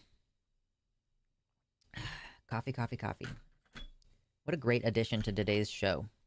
What a fantastic addition. The only bad thing about Pete Buttigieg is that his last name starts with butt. They'll make a lot of memes out of his name. Of course. Didn't they already do that? Like 4 years ago, there were already, yeah, Pete Buttigieg jokes to come back if he ends up being the pick. I don't think they're going to risk doing that.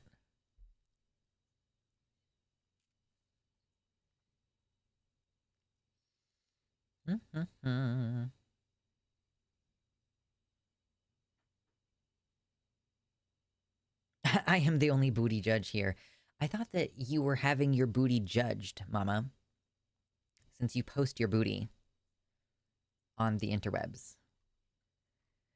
Man, and we haven't even talked about that. Like, I was considering adding that to the show, that one of the things that Project 2025 is aiming to do is make porn illegal.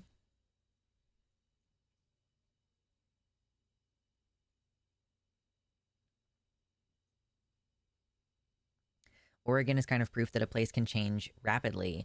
It was founded as a sundown state. The racist text in the state constitution was only officially removed in 2002. Honestly, it has evolved at an extreme rate over the last 40 years, and it gives me hope for other places. Yeah. I do think, I'm happy to bring a couple more blue voters up to Oregon to keep it from being super conservative and weird. Because there are some places up there that are conservative and weird.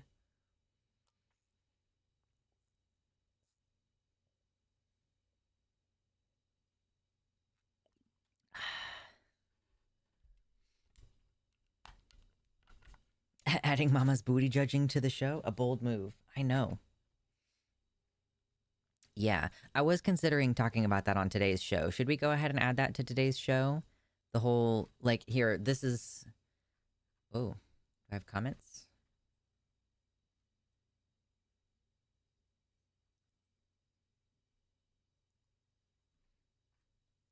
Um, I'll do my part.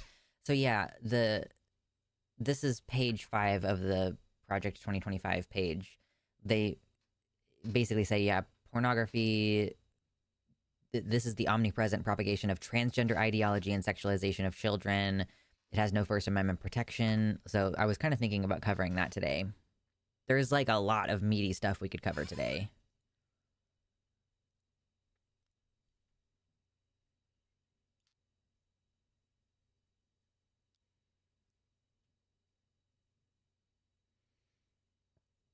If anybody asks why Trump is bad and they want a snappy, simple answer right now, just say his admin wants to make porn illegal. Yeah.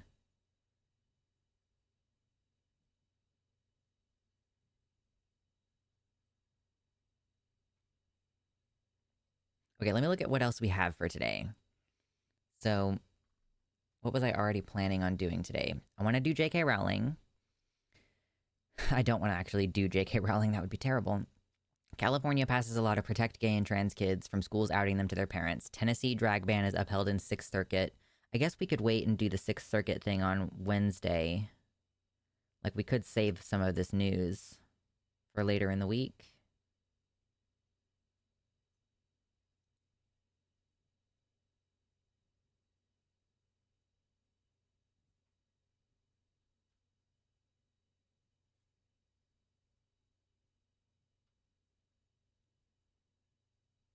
You know what's interesting is that across the country, we actually have a lot of soft porn bans anyway. Like, I live in Kansas and they recently made it to where in order to access any website with adult content, you have to provide your ID. But that kind of just means that, like, Pornhub has decided to make itself no longer accessible in Kansas. Like, you can't provide your ID to Pornhub. They don't do that. So Pornhub is just not usable here. You would have to get a VPN in order to have access to it. Period. So there are already soft bans on porn, or like indirect bans on porn across the country.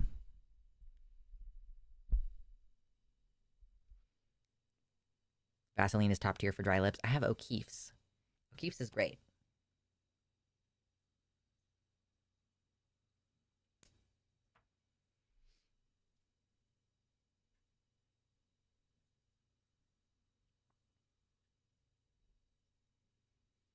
In small town Oregon, we had a legit Pride Day at the local mall this year instead of just a tiny booth at the farmer's market like last year.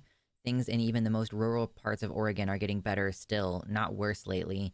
Even with the rise of people being slightly rude, there have been far more kind people I come across, and it has been nice. I wish Oregon wasn't the literal home of hating homeless people right now, though, right? Yeah.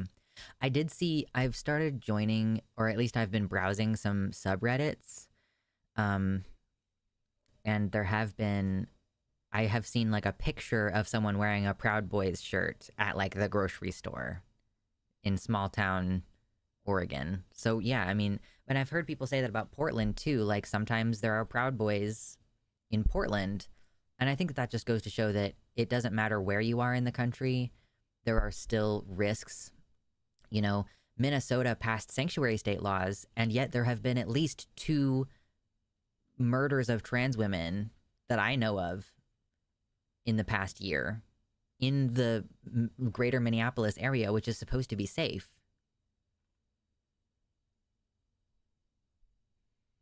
What's up, Logan? Welcome in. What's up, Rebecca? Yes, greetings, fellow Jovers. It's so Jover.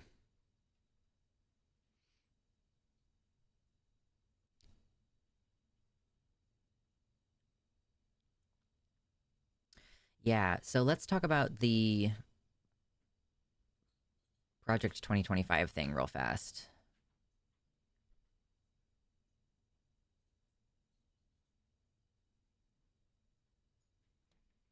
People like to pretend red states are 100% red and blue states are 100% blue, but I doubt any state goes more than 60-40 for either side. Yeah. We have Citizens Restoring Liberty, which are like a watered down Proud Boys in my town. Mm-hmm. It's Jover. It's by done. That's solid. I enjoy that.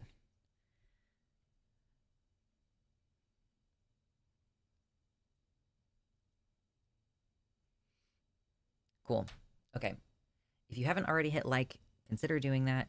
If you haven't already checked out the GoFundMe and shared it, if you can't donate, then please share the GoFundMe. That would be deeply appreciated.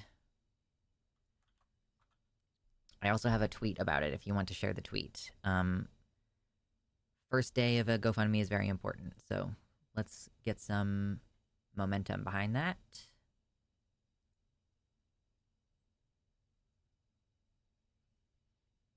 Xanderhall gonna be sad? Why is Xanderhall gonna be sad?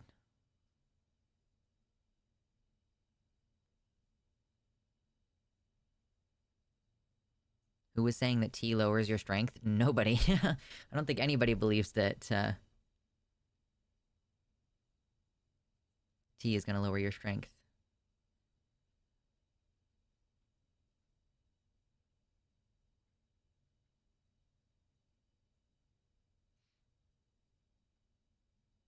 Oh, Xanderhall's been a big Biden supporter, so he's gonna be sad. Yeah, I know. Biden, Xanderhall has been going hard in favor of Biden, and I heard E improves muscle recovery. Yeah, I mean, a little bit, yeah. That's why women in general have, like, more stamina than men do. But as far as, like, building strength, testosterone is what is the thing.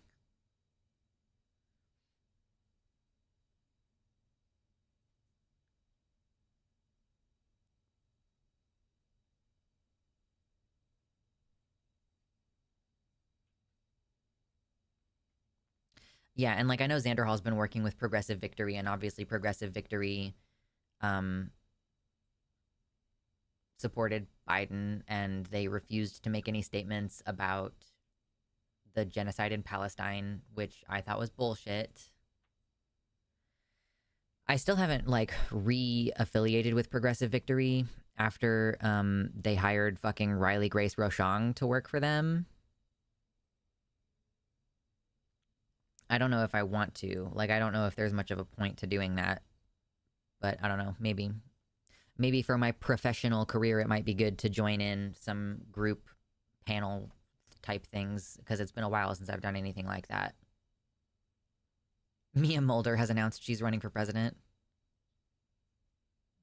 of Sweden?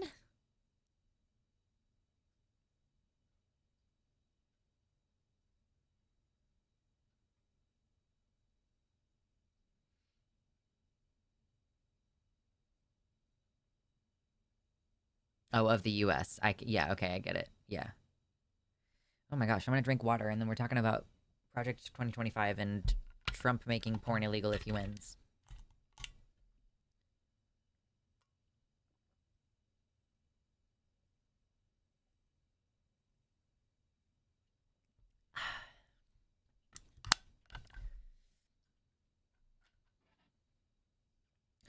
Obviously, we've been talking about Project 2025 on and off for a while. What is Project 2025? Or as it's been rebranded now, Agenda 47. This is it's basically a manifesto, and it's fully online. You can just Google Project 2025. They have a full website that you can just go check it out. It is funded, I believe, by the Heritage Foundation, which is a deeply conservative think tank, and it's not good. There's a lot to it, though. There's like 900 pages of it, so when we discuss it, we tend to discuss like one element of it at a time.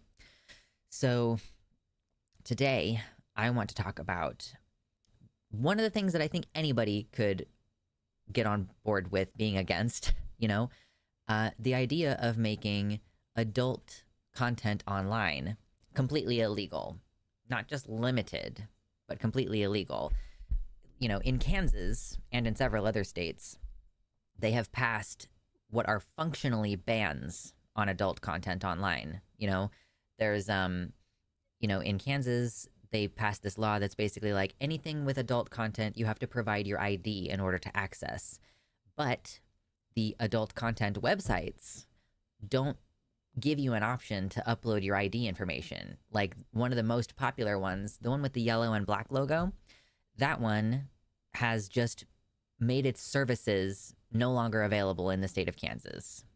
And obviously that sucks. You literally have to use a virtual private network, a VPN. You have to pay for a VPN in order to access these services because they've just completely made it not accessible.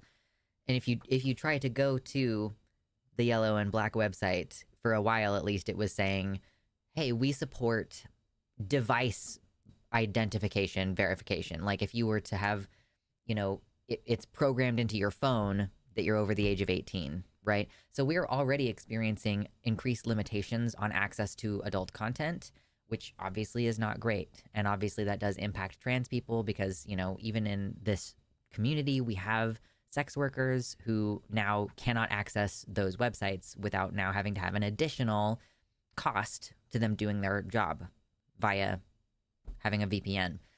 So how this relates to Project 2025 is that it's on page 5 of their manifesto. So let's look at what they have here. So it is leading from the previous page, basically saying that there are a bunch of phrases that they want to remove from federal rules and regulations, like gender equality, gender equity, DEI, which is diversity, equity, and inclusion, gender awareness, gender sensitive, abortion, reproductive health, reproductive rights, and any other term used to deprive Americans of their First Amendment rights out of every federal rule, agency regulation, contract, grant regulation, and piece of legislation that exists. So if that's not scary enough for you, if you're not directly impacted by one of those things, and so you don't really care about the complete elimination of reproductive health, reproductive rights, and gender equality, then maybe you will be concerned about the fact that they also say pornography manifested today in the omnipresent propagation of transgender ideology and sexualization of children. So they're about to lead into saying that they think all porn should be banned, but they are specifically and this is maybe the part that not everybody cares about, but calling transgender ideology porn. So basically you're saying like the existence of trans people is porn. This is like, we covered the law that passed in Kansas and like the whole adult content thing. And there is a risk in these situations that like, okay, I'm a trans person and I talk about it a lot. If there is any such thing as trans ideology, which there isn't, there's just trans people. I guess the ideology is the idea that we should be able to be ourselves freely and publicly and without restriction.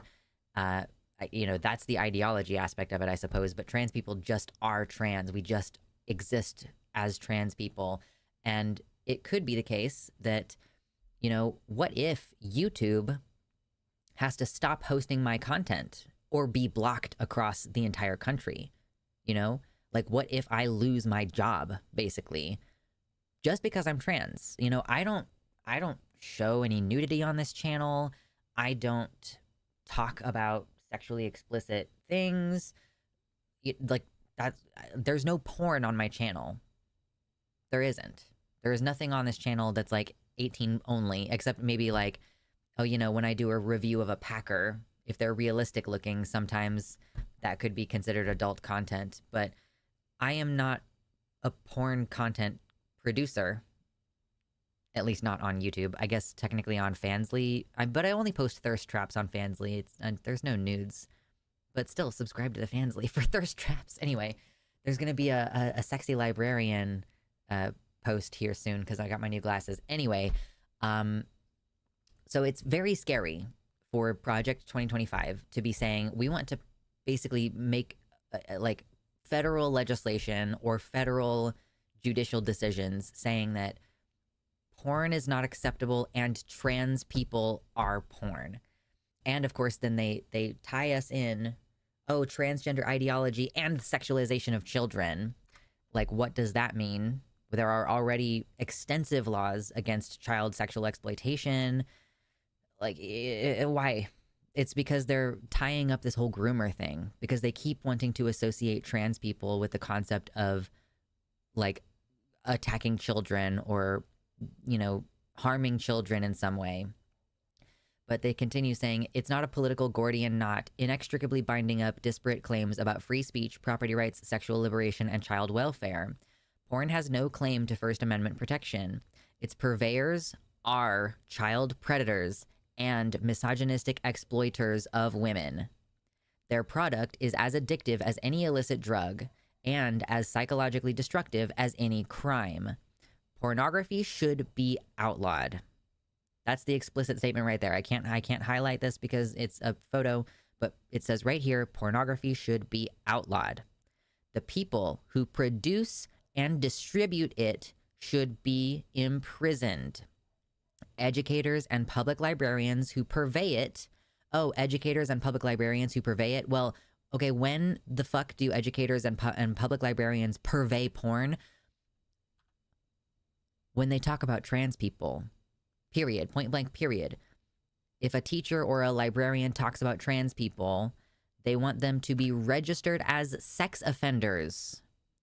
And telecommunications and technology firms that facilitate its spread should be shuttered. So those would be sweeping crackdowns. Like, they want to make porn illegal, and they want to classify trans existence as porn and associate trans people with child sexual exploitation as though there aren't already laws. Yeah, like, would you be in prison for sending naked photos of yourself to people? I've seen that happen with children before. Like when a teenager takes nudes of themselves, they can be prosecuted for possession of child pornography, even though it is their own body. So, like, you know, obviously just being, like, you know, teenagers have sex lives, and, you know, teenagers doing stuff with each other is completely fine. Don't ever take pictures of yourself, because you could get prosecuted and have major consequences for taking photos of your own body. So just don't do that, basically, as a teenager. It's like, I did that as a teenager. Like, the idea that I could be prosecuted for that is insane. Yeah, so they want to make just regular porn illegal, and they want to tie in trans people as being porn, and they think that it should be outlawed. Like, anyone who produces or distributes it should be in prison, and they should be registered as sex offenders. And on the internet, there would be extreme lockdowns on this. And like I said earlier, we're already seeing restrictions to access on this. But, like, you know, taking it another step and saying we're going to make it illegal, punishable by prison is a very different conversation. And it's basically going to shut down a lot of companies and, like, a lot of individuals. Like, there are single moms who feed their children by posting on OnlyFans. And, like, so we're not even talking about people doing porn with a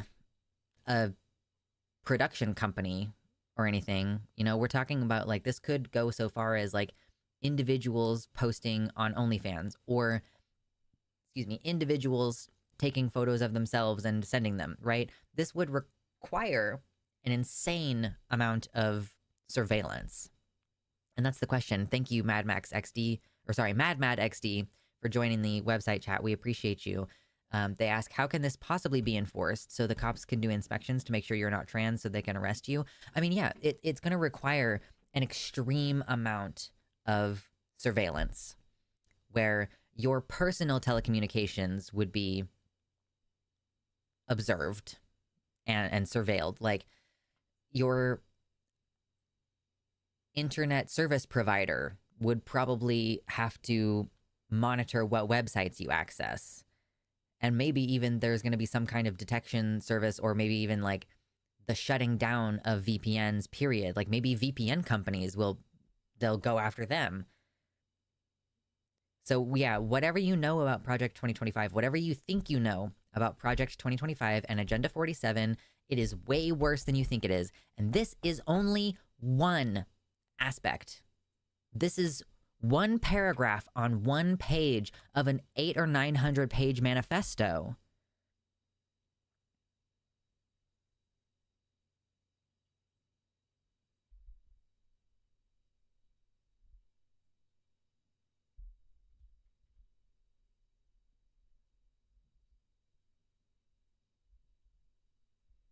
And yes, I do think that it could very easily lead to a situation where simply existing as a trans person could be a sex offense. Like, especially if you're a trans teacher or if you work anywhere in public as a trans person. Like, this is the thing that we're like, the sirens are going off. Vote for Kamala Harris, because we just covered the Biden news. He just dropped out and endorsed Kamala Harris. So this is what we're fighting against. This is what we're voting against, is porn being made illegal. And by extension, the assumption that transness has anything to do with porn inherently. Yeah, like plenty of trans people do sex work, okay? And it's not a big deal, and it shouldn't be like intertwined. Like the idea that me on this show talking about politics and doing media reviews and stuff like that, like that this could be criminalized as porn simply because I talk about being trans in a positive light. Absolutely insane.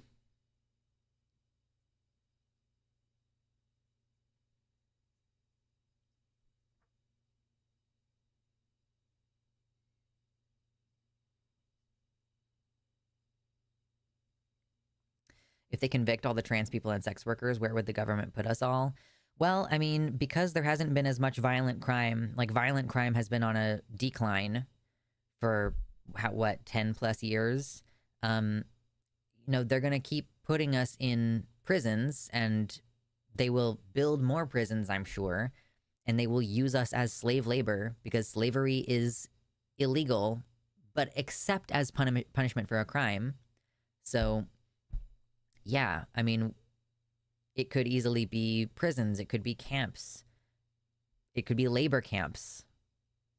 And it feels like a huge exaggeration, but like, that is like, what are you gonna do with all these people if you start criminalizing? Like, if it's a crime for me to publicly talk about being trans, and YouTube, you can, like, children can access this content, am I gonna have to mark all of my content as adult only and extremely limit my reach? I think that is like the optimistic outcome, is that I can still do my job and I just have to mark my content as adults only.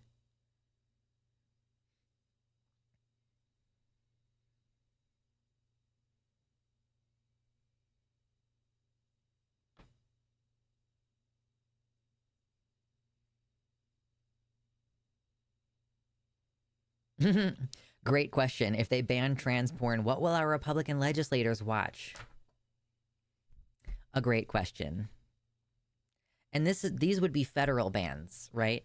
Like, I already live in a state where I cannot access adult content online without having to use a VPN, because these websites are simply no longer available in my state.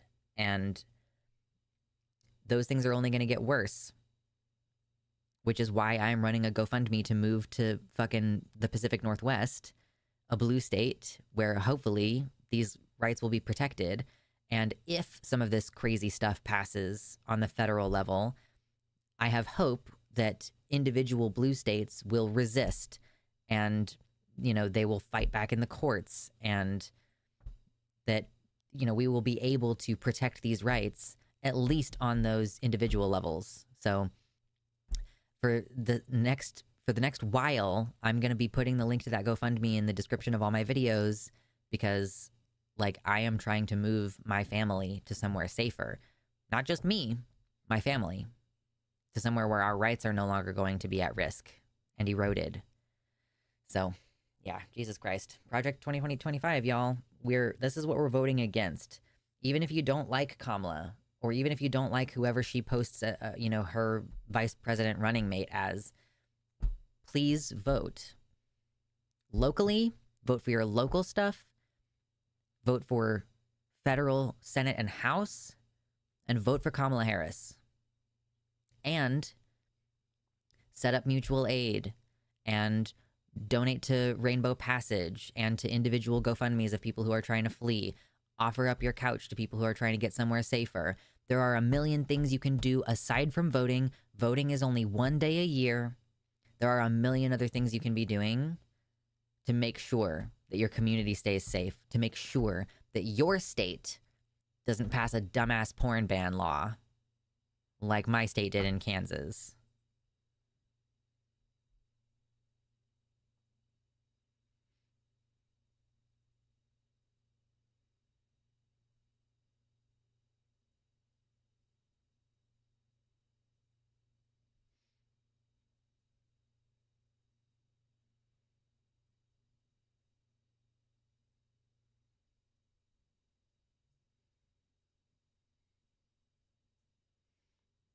Yeah, impossible. Try not to turn America into a fascist hellscape challenge 2024. All right, I'm going to put that in my notes now. We have done another segment. Congrats. Look at us. We did another segment.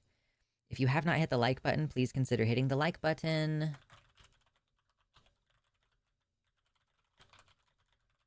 All right, now that's in my notes. We've got so many great segments today.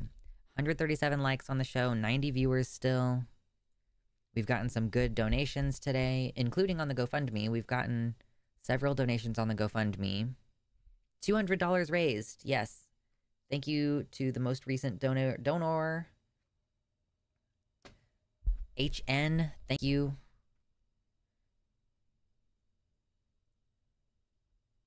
We appreciate you. I have 6 months. I have 6 months to raise this money, do all this planning. We'll figure it out. Yeah, I can't wait to be double banned for being a trans person who makes trans porn.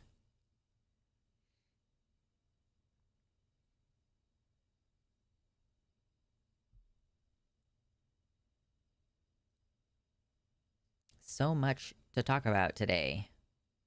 IDK who to vote for locally. Well, you have like 3 months to figure it out, you know? What's the website that will show you like all of the people that are going to be on your ballot? Is it Ballotpedia? Ballotpedia? No worries, Charlotte. We appreciate you. God, did I smudge my glasses? I did. God damn it. I'm still getting used to this whole glasses thing, and I keep touching them by accident. Vote 411, says Fool Tarot.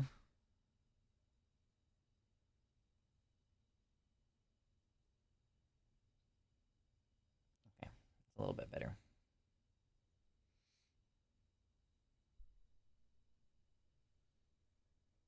I was gesticulating a lot, so I smooched my glasses. I appreciate that, Rowan. I don't know if I'm going to do a more comprehensive video about Project 2025 or if it's better to, like, focus on each specific issue. I personally think that it might be better to focus on specific issues and the ones that are going to be most concerning to the voters. Like, in 900 pages, there's going to be a lot of stuff in there that most people don't care about. Vote coconut to save my coconuts. Oh, good grief.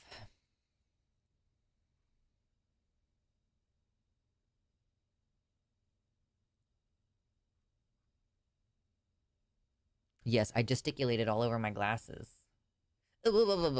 Glasses. Okay, oh gosh, we've got several more topics today. Noah, thank you so much for the tier 1 sub. I appreciate it. IDK, how y'all feel about Surus, but he's going through the whole document. I like Surus. He's always been chill. I think I've done some content with him before. It's been a fucking while, but I think we did at some point. 7501.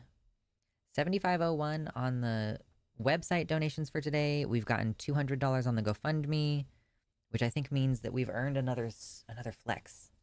I am working out lately.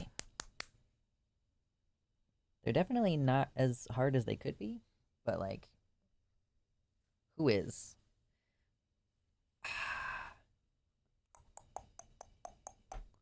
Working on it. I needed my green name back. Yeah, that's fair. It's scary enough just reading the table of contents in the foreword. Abso-fucking-lutely. Okay, what did I've now covered 2 topics that I was not planning on talking about today. We've added to what I'm going to be talking about. So we still have J.K. Rowling. We haven't done that yet. I might go ahead and save the Tennessee drag ban for Wednesday. California passes a law to protect gay and trans kids from schools outing them to their parents. Hello, Slaps Hungry Bears. Welcome in. Yes, just in time for a flex. Yeah. We started a GoFundMe page, so we've gotten $200 raised on that GoFundMe today so far. And that is why we flexed again.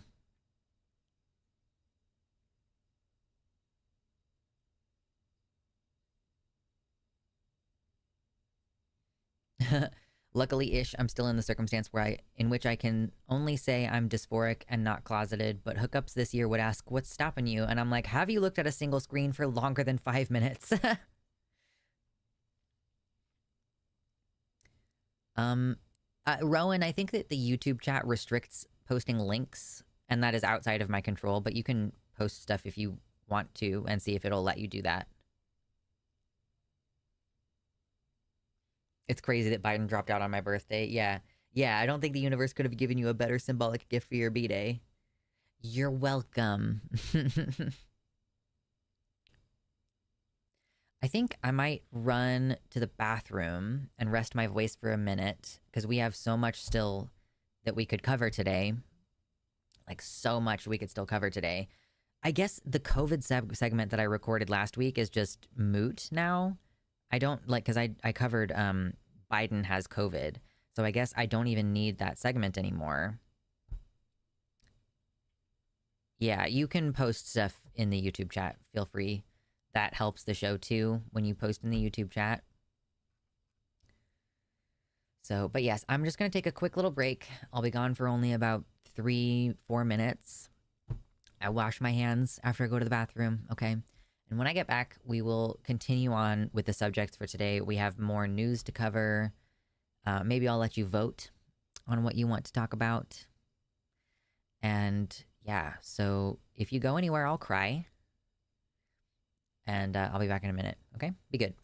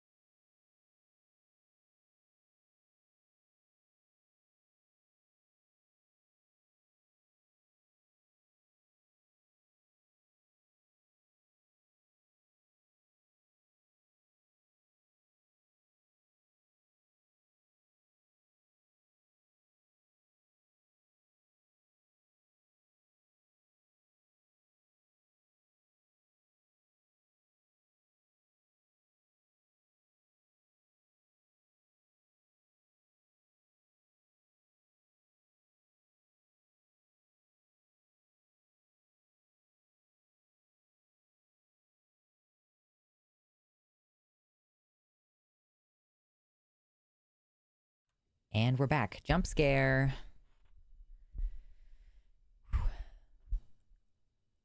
Okay. Time to scroll Reddit for 5 minutes. Yeah. What is this link? Oh, okay, you guys were just keeping yourselves entertained while I was gone.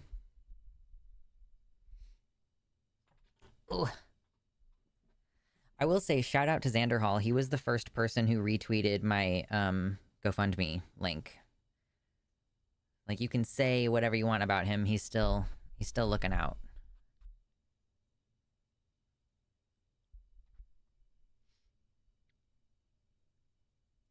Yes, I added Noah's. Cool. So now that I've just gone to the bathroom, let me drink more water. Yay.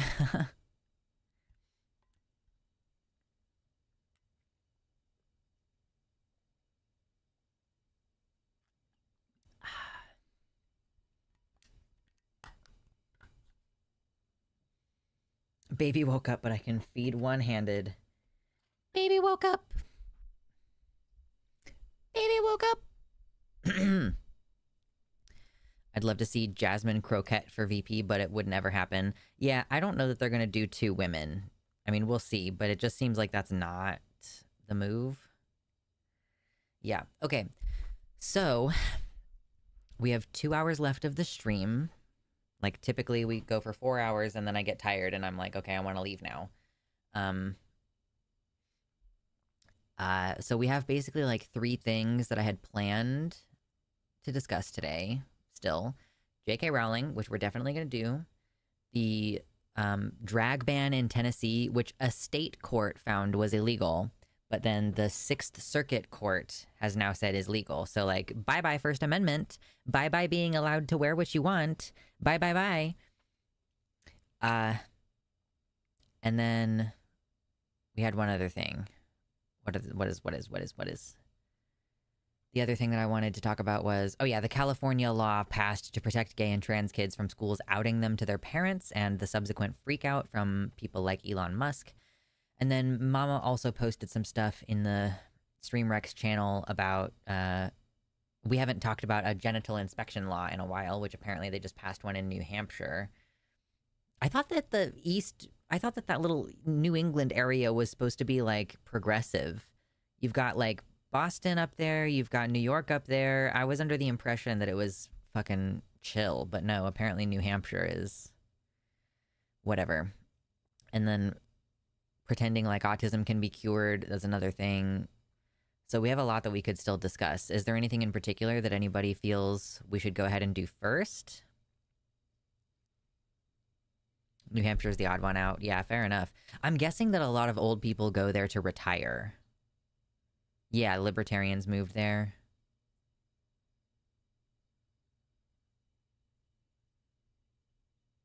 Oh, gosh.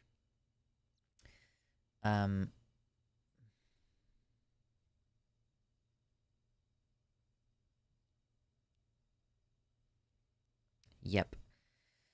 So, yeah, JKR, we have 1 vote for JKR. Drag or Joanne?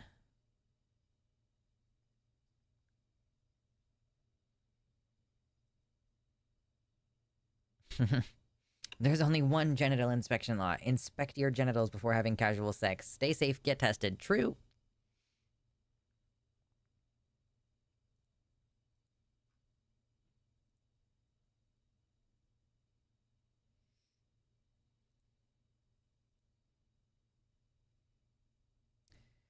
We've raised $200 on the GoFundMe today. Always good. Get JK out of the way. Yeah, fair enough.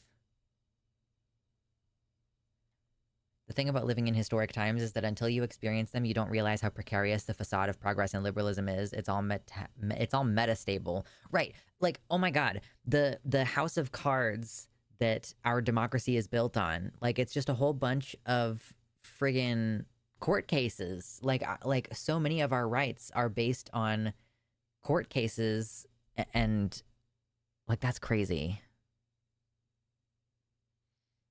Okay, we want to do Rowling. Okie dokie.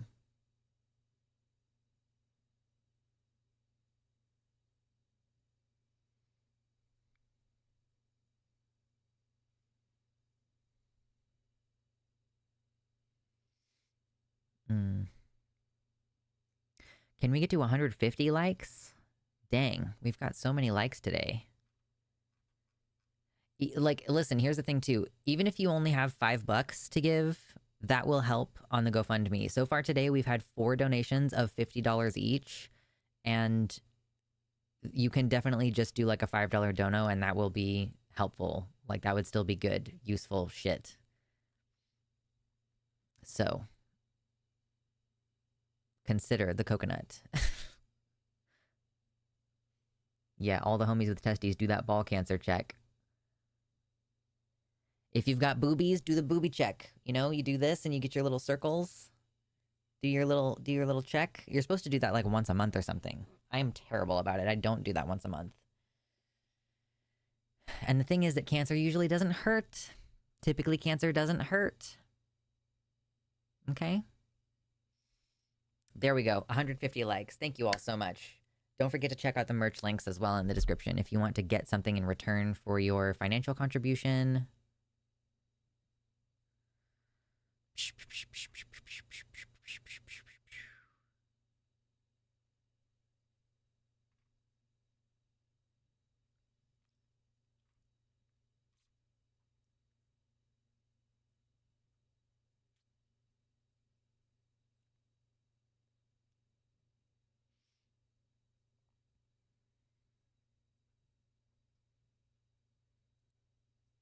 I haven't even looked into how to properly check my boobies. Listen, COVID is oncogenic. COVID is associated with an increase in all kinds of cancer.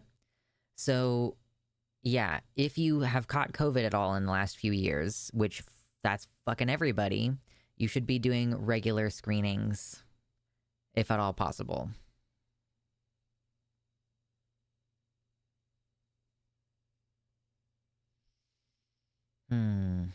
Okay, let's do J.K. Rowling. I don't know that there's a lot to do with this, but like it'll be a fun little segment anyway. Oh my gosh. Artine, thank you so much. 725 donation. All red states will still be making 725 an hour in 2029. Think about how insane that would be. Yes, I appreciate the poignancy of that donation, like donating 1 hour of minimum wage. And yeah, like again, I live in Kansas. Our minimum wage is 725. Like it just seems like there is no conversation about increasing it. To be fair, the cost of living is still relatively low, but the cost of living is like you should still be making like $17 an hour in Kansas to be like living comfortably. Or maybe, yeah, it was 15, but I think it's more now. Horrendous. But yes, thank you, Atin. I really appreciate that dono. That's 82.26 for today. And then we have had 200 on the GoFundMe, which is incredible. And I really, really appreciate everybody.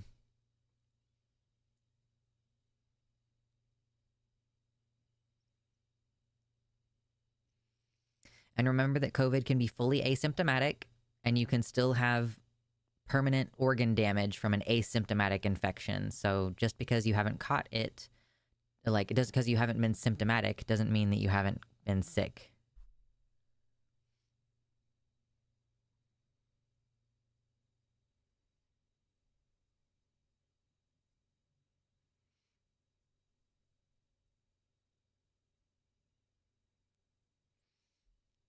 Okay.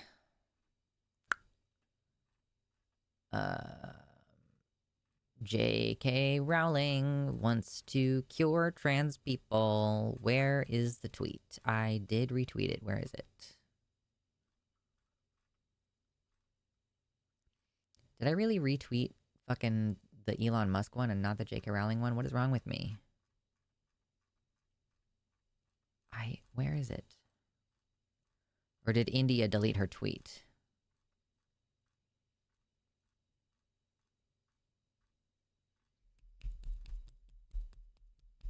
Okay, I have to go find this. Did Rowling get COVID at all? I don't know. She kind of just spends all day tweeting from her fucking mansion, so probably not.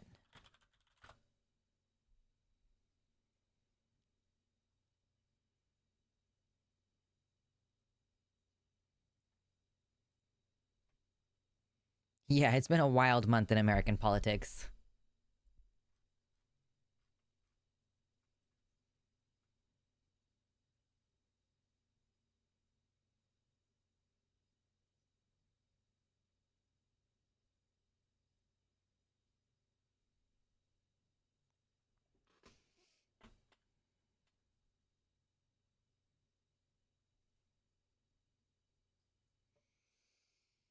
Mm.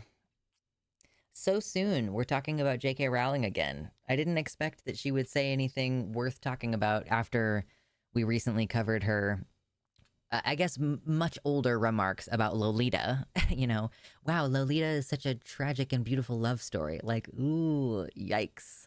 And this is the lady who's now supposed to be saying, oh, she protects children. She wants to fight for children. Like, after saying that Lolita is a beautiful love story, okay. All right. Well, anyway, so J.K. Rowling, you know, she lives in a country where, like, frankly, they don't even need to keep talking about this. Why? Like, British people, you don't need to keep talking about how children don't deserve to transition. It's illegal for them to transition now anyway. Wow. Like, seriously, it's so frustrating to me that they feel the need to keep beating this dead horse because, yeah, like, wow, congrats. You've won in the UK. You've won. You don't need to keep hammering on this, but yet we like J.K. Rowling has nothing better to do with her time. She can't even celebrate the win. She has to keep talking about how trans kids don't deserve healthcare, or like probably she's also against social transition, I would say at this point.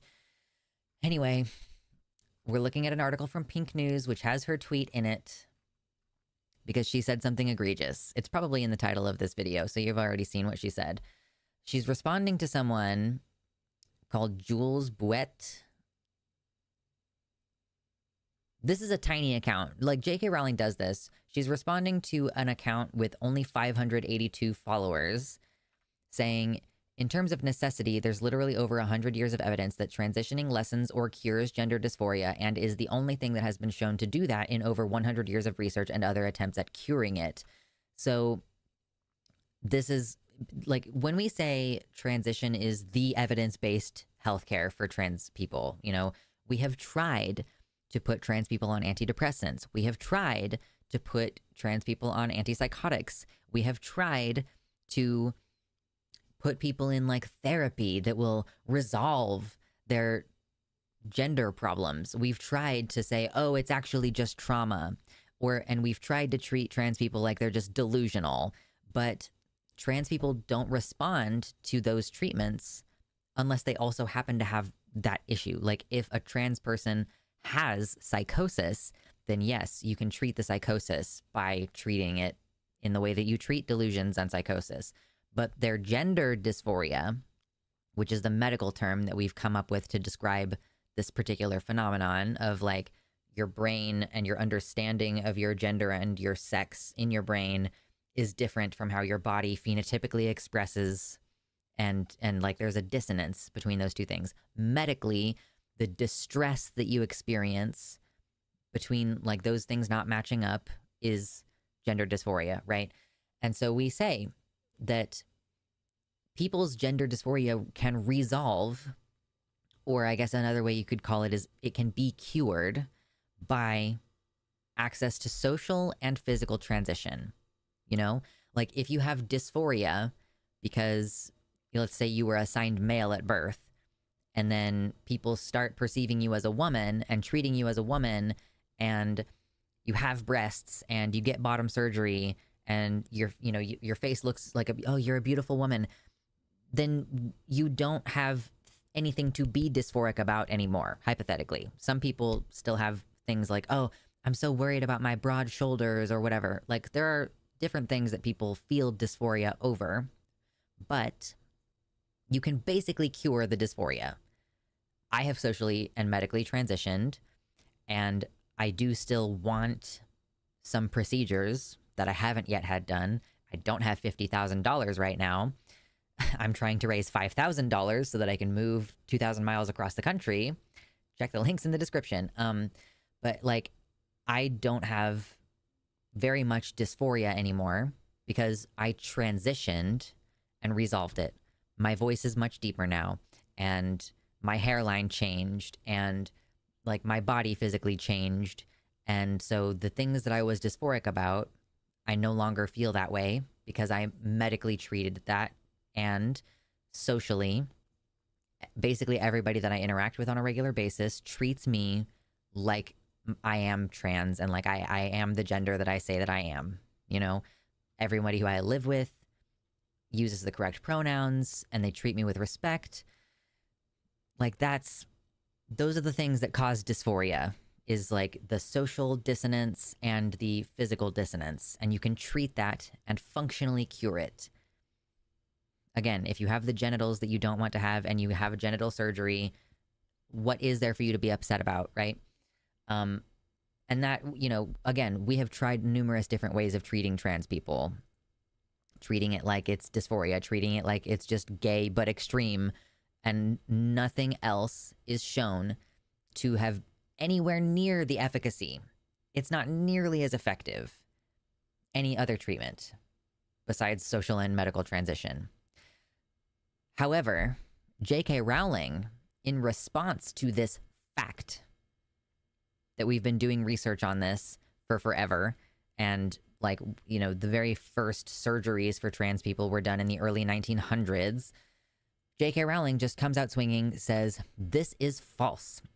Oh my God, I didn't mean to click that. The vast majority of children grow out of gender dysphoria if allowed to go through puberty. The single best cure is letting nature take its course. Now, this is not a true statement. She's quoting SEGM, the Society for Evidence-Based Gender Medicine, which I'm pretty sure is very clearly rooted in, or yeah, is this one of those ones that's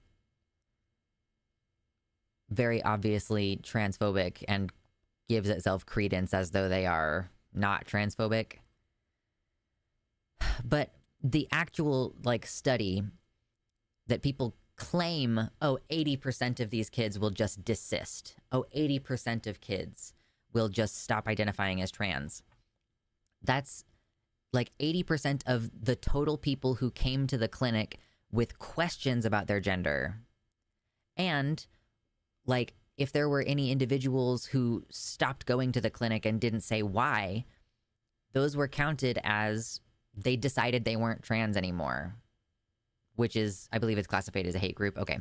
Which is, that's not how you do a study. You know, that's not good evidence.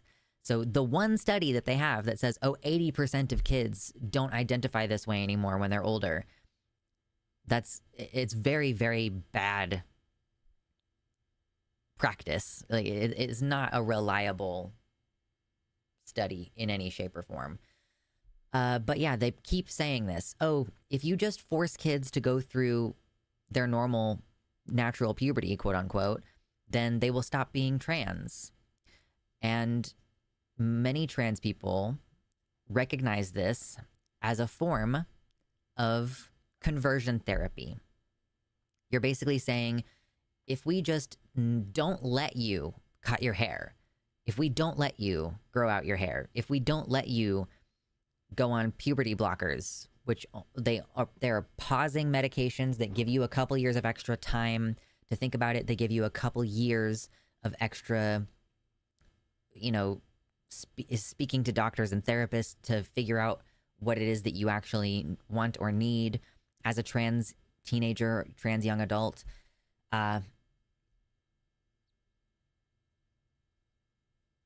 Like, we don't even offer this to most kids, first of all.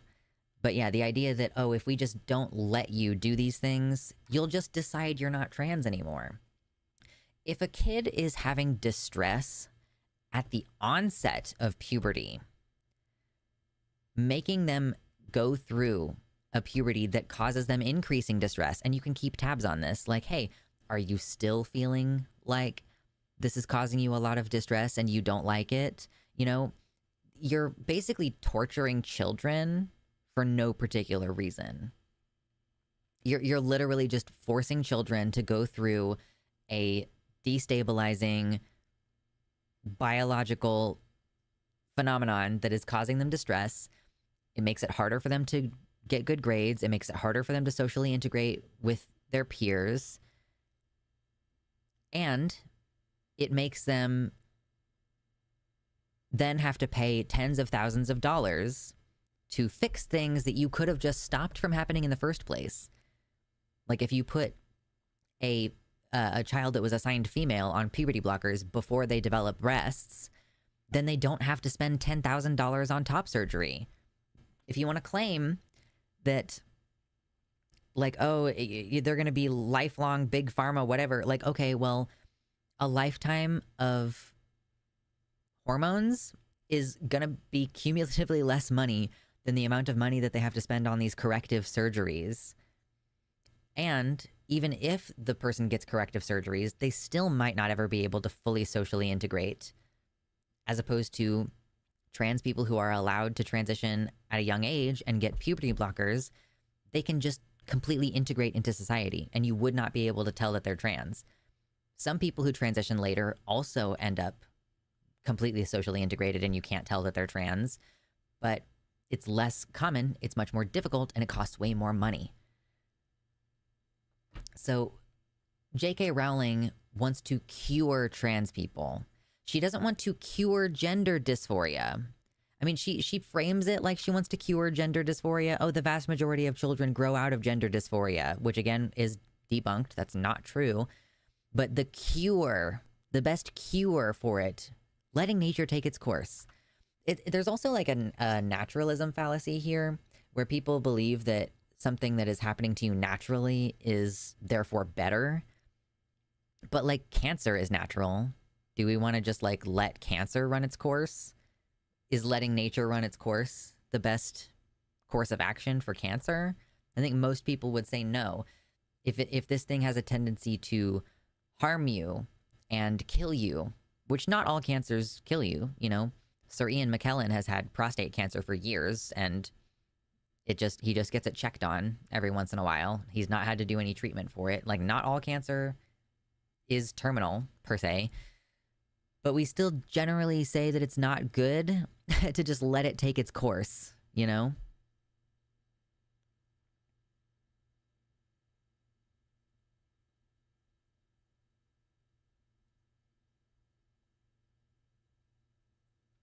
Yeah, and I agree with you, Mama. They don't want trans people to transition early because they're harder to spot.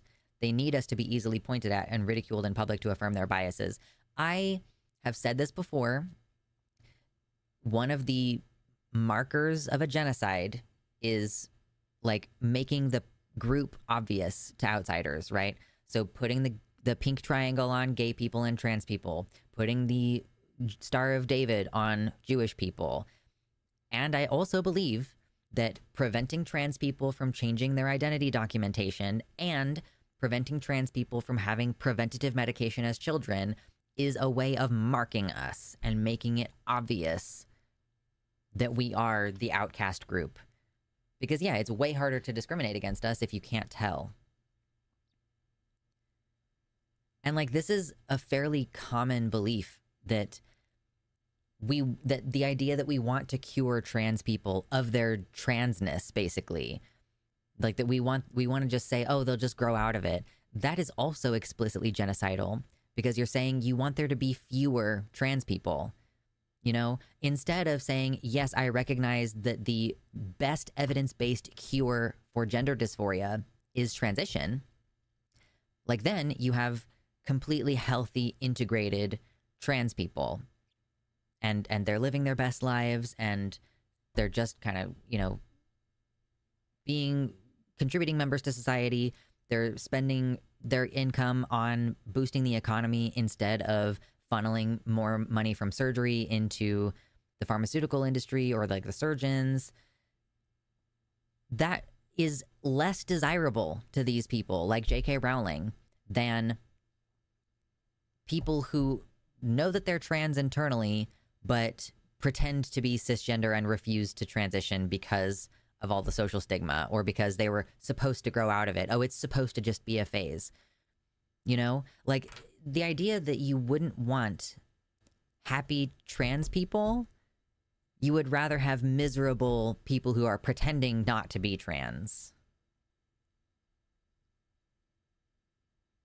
Yeah, and that's why they don't want it taught in schools. They want to prevent people from learning about it until they're adults and they feel like it's too late.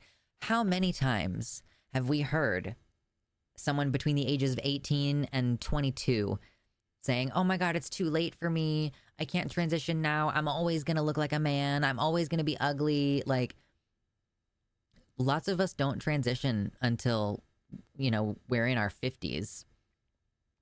I transitioned relatively young, but I am also violently autistic and I had no concept of like the other people's opinions should impact me in any way, shape, or form. That was just my particular journey. But yeah, like these folks want trans people to believe it's too late. They don't want miserable trans people pretending to be cis. They want trans people dead. I mean, functionally, there's like, they'll take it. I think that they'll take it either way. If you are pretending to be cis and you're not transitioning and you're just miserable, that is an acceptable outcome to them. You know? They want there to not be any trans people participating in society as trans people. If you know you're trans internally, but you are not transitioning and you're not like even dressing different or cutting your hair different, then like functionally you are not trans to these people. Like you might as well just not be trans, and that to them is a desirable outcome. That's what she's saying here. Like, we would rather just have these people suffer through their puberty and like learn to live with it effectively.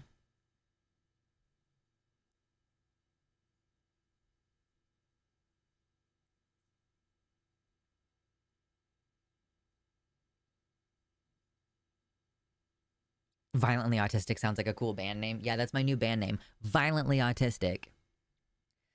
So, yeah. Like, these people want there to be as few trans people as possible. They would rather torture children by doing conversion therapy practices, like the whole watch and wait thing. That's not a neutral act. Like, they keep saying, oh, letting a child socially transition is not a neutral act. Well, neither is like making them go through their quote unquote natural puberty. If you wanted to take a truly neutral position, the neutral position is puberty blockers for everybody until they're old enough to decide what they want to do. That's the only true neutral position. Is like, yeah, because people being made to go through things that physically cannot be undone. Like some of the things from puberty are irreversible. And some people don't want to have to deal with that. And then, of course, you've got Elon Musk coming in. Where's Musky Boy? Musky Man.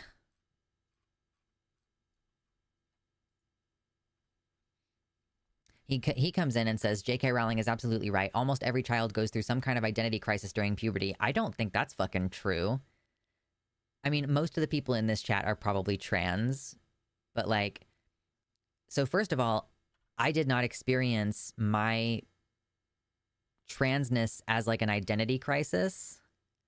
I mean, it's part of you finding your identity, sure.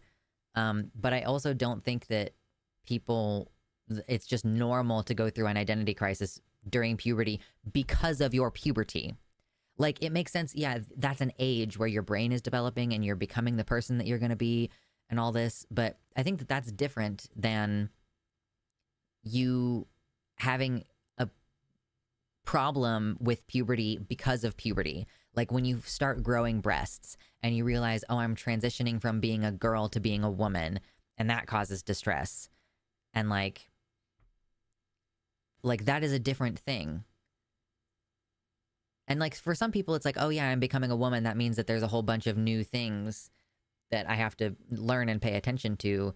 But I don't think that most cis people who are assigned female at birth do what I did and fucking spend hours crying listening to songs from Mulan and I Am Woman, Hear Me Roar, because the idea of transitioning into a woman was like so disruptive to me. It was very unpleasant for me to imagine growing older as a woman. Whereas now I'm trans and I like being trans and I look forward to aging as a trans person. And yes, I am a bit feminine. Like I have long hair. I mean, I really functionally I have long hair and extremely short hair. I'm non-binary, like down to the way that I cut my hair. Uh, but yeah, like I don't experience that distress. So I think even if you were to say, okay, identity crises are a feature of growing up, it's different having an identity crisis that's like, do I want to be a cheerleader or do I want to be in the band? You know, like, do I want to follow my dad in his career because he wants me to do what he does, or do I want to go to college and do something completely different? You know, like there's a difference between learning who you are versus having gender dysphoria. But cis people who have never experienced this will conflate them because they don't know what the fuck they're talking about. But the reason why I wanted to comment on Musk in the first place really is like, he says it's deeply wrong to make them permanently infertile with, quote, puberty blockers. If they still wish to transition as adults, provided they are fully informed of the risk, they can make decisions as consenting adults. Like, I mean, yeah, sure. Again, like, we've already talked about all the problems with that. But a couple years of puberty blockers are generally not going to make someone permanently infertile. And, like, again, it's fucking weird for these people to be concerned about the fertility of children and teenagers. And if you're so concerned about the fertility of children and teenagers, just provide gamete saving as part of the procedure. Like that's always, again, I think it's really creepy to be concerned with whether children are fertile or not. And again, like being on puberty blockers for 2 years is probably not going to have any permanent effects.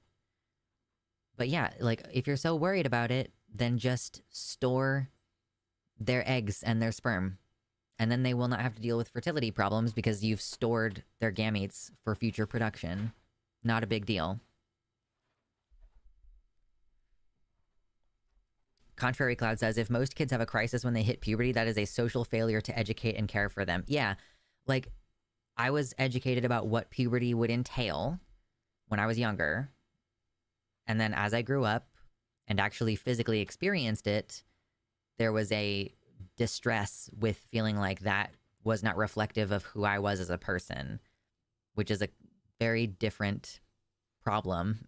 And yeah, if most kids have a crisis, that means that we haven't done a good enough job of educating them and preparing them.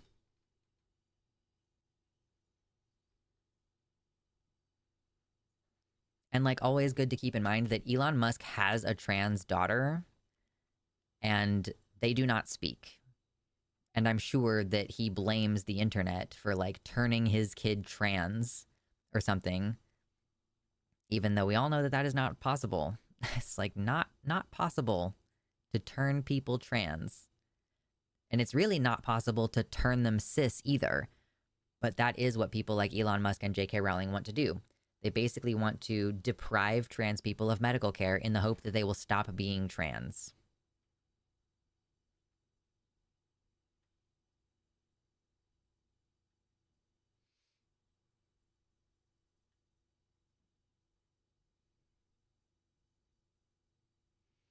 I think J.K. Rowling's setting herself up for a lawsuit.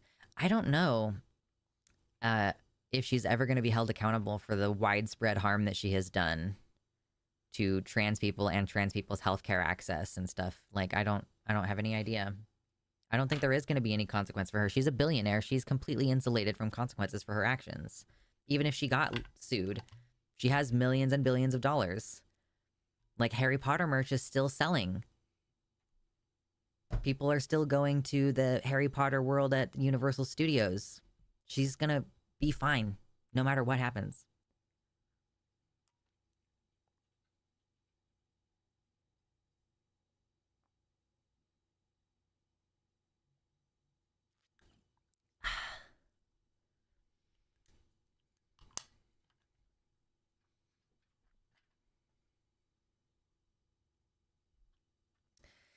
Yeah, I don't know what else there is to say.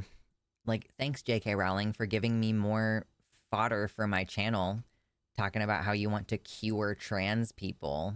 And you want to cure trans kids by forcing them to go through a distressing puberty that causes, like, irreversible changes and deprive them of the opportunity to even get a couple years to think about it on puberty pausing medication.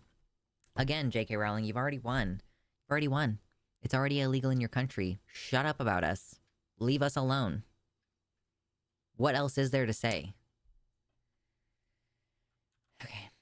Let's put J.K. Rowling in my notes. J.K. Rowling wants to cure trans kids. In my notes. It's like you might as well say you want to purge trans kids. Like, the idea that you want to cure them is terrifying. All right, now we're back. I got my chat back. Here we go. There was someone new in the chat earlier, and I was in the middle of my segment. Sweet Strawberry Estrogen 95. Welcome to the website chat. Thank you so much for joining.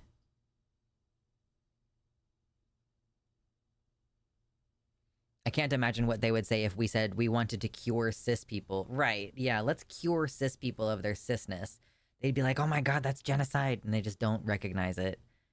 Or they do recognize it when they say it, but it's okay when they say it, because being trans is a bad thing, according to them.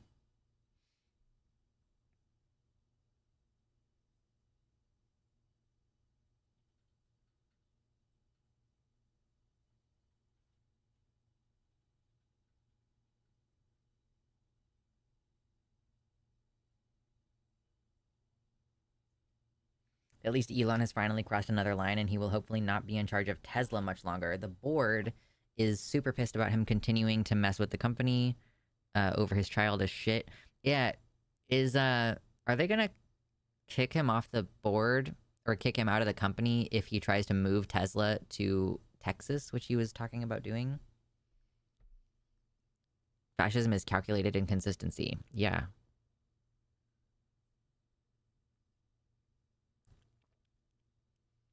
Yeah, transgenderism is an ideology versus trans people can be cured. Please pick one.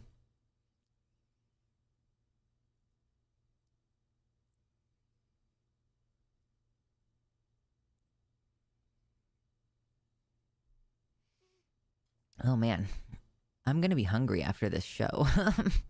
I can already tell.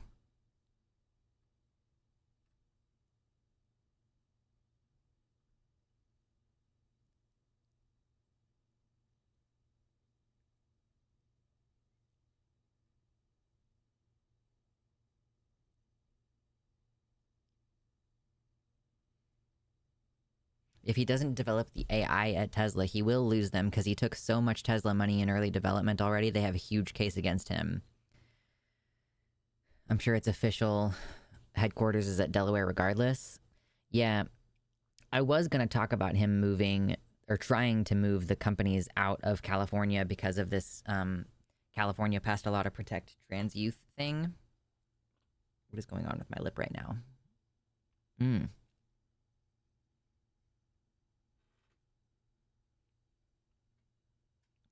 Just making my lip bleed. It's fine.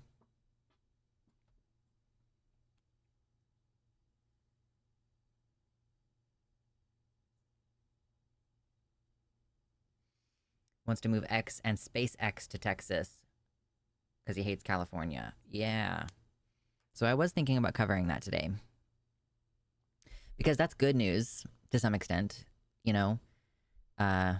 It's good news that California passed a law to protect trans kids. We talked about it on the Transatlantic Call-In Show a bit this week, a tiny bit this week. So I thought it would be a good time to, you know, go into it in more depth on this channel.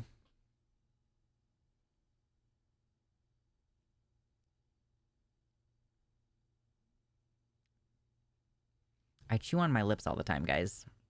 It's really difficult for me not to do that because it's like a nervous tick.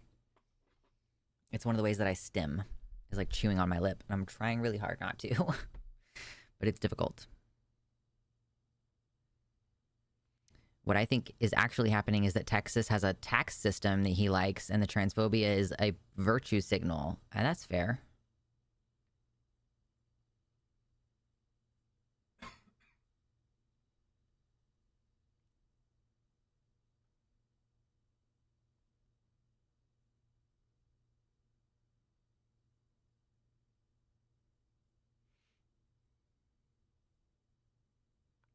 Conservatives collectively have control issues. Yeah, no kidding. Absolutely.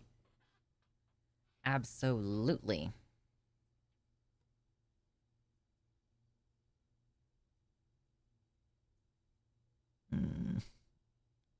Terrible about this. Let's drink some water in between segments, huh?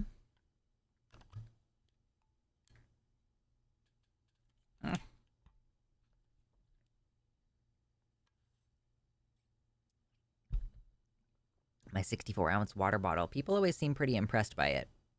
Some people were commenting about it on Takas this week. Like, yes, I have a giant water bottle.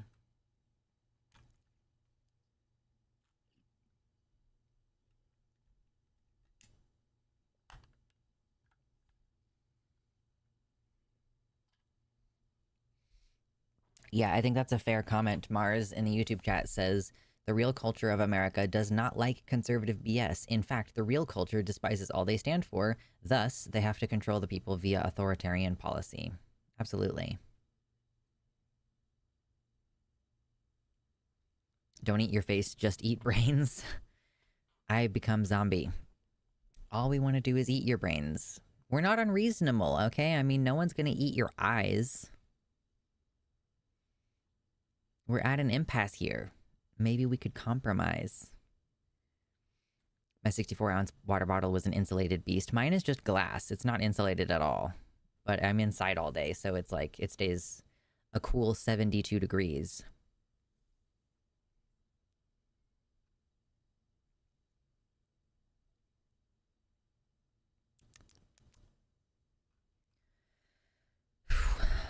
We might have time for the other 2 segments I had planned for today. Yeah, a Joko reference in 2024.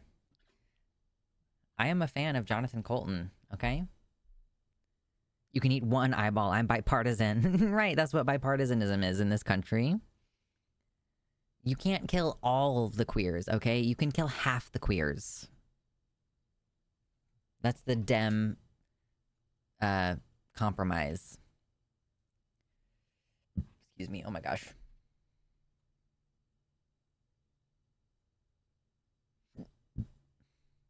Pardon.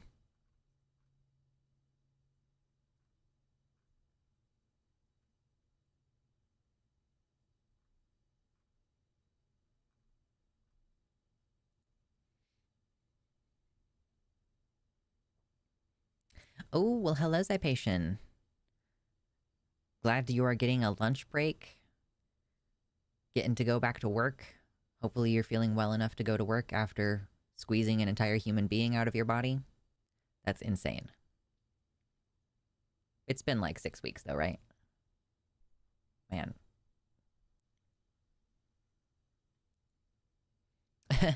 Rowan says queers are still going to be born, even more so with no abortion access. Checkmate, bigots. True. Very true. If you haven't already heard, I started a GoFundMe. I am moving across the country with my familia, and we would appreciate it if you would consider supporting or sharing the link. Appreciate y'all. And I have 6 months to save up money and raise money to make that happen. 10 weeks now. Tomorrow is 8 weeks. Or sorry, tomorrow is 10 weeks. She is a beast. Yeah. 2.5 months to recover from giving birth, and then you gotta go back and start walking around. I guess that's more time than most people get, so that's probably pretty good.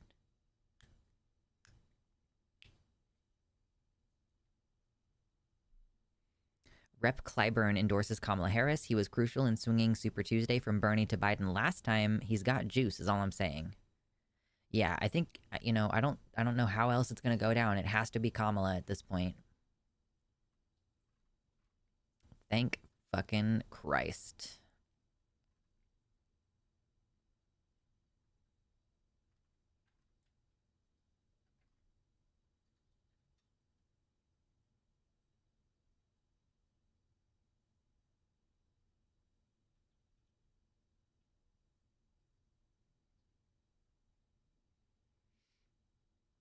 Okay. We have twice as many likes as viewers. That's fun. Thank you all so much for your participation in the chat and liking and all the stuff that you do. It's good. It's appreciated. Yawn.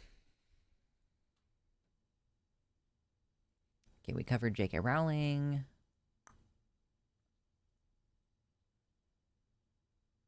I'm trying to crochet a dress. I'm just going to take a couple of minutes of downtime before we ramp up to our next segment, which is good news. California protects trans kids. That's the next thing we're going to talk about. I don't know if I have enough yarn, though. Like, so this is one of the cups of the dress. This is one of the booby parts. Wait.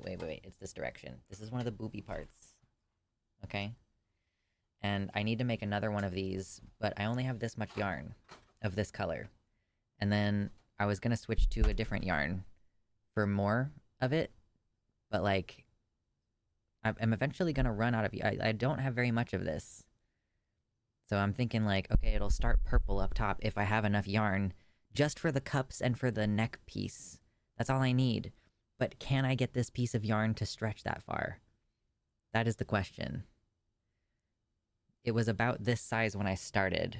So, dicey. Wish me luck making myself a dress. And hope that it fits when I finish, because I'm following a pattern, and if it doesn't fit, then I'm going to sell it.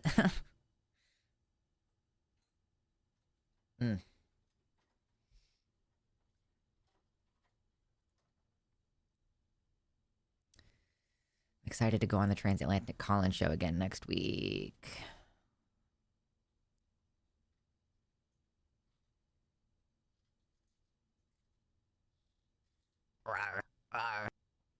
Twinkrot, thank you so much for a tier 1 sub. Enjoy your dicks. Can we get some dicks in chat, please? We haven't done this at all this show. I want some dicks in chat. Or pussies in chat. I don't really care. Pick your poison, but do it, please. And thank you for your tier 1 sub. Enjoy your green name. 8726 for today's website donations. That's called crochet chicken. Yeah, yarn chicken is what that's called. Like, am I going to have enough yarn? I think what I'm going to do is when I finish this cup that I'm working on, I'm going to not truly finish it. And then I'm going to like just extend the yarn out a little bit and then start making the next cup and keep it attached. And then if I succeed in finishing the next cup, I might actually fasten off and finish it. Thank you very much. Yes, thank you. Thank you, thank you.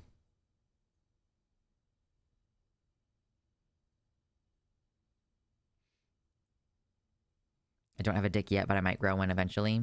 I mean, if you're on testosterone, you grow a little micro dick. Yes. Yes. So much power in the dicks. Oh my god. Okay. I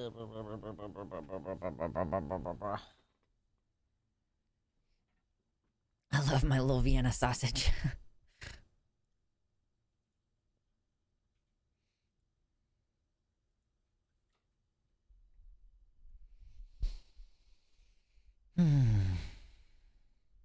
Infinite power. I'm making myself a dress. I don't know if it's gonna fit exactly, but, you know. And also, I don't know if I have enough yarn. If I don't have enough yarn, man, am I really gonna buy yarn right now? Probably not. I'll just find something else to make. I have a lot of yarn, so I'm sure I'll figure it out.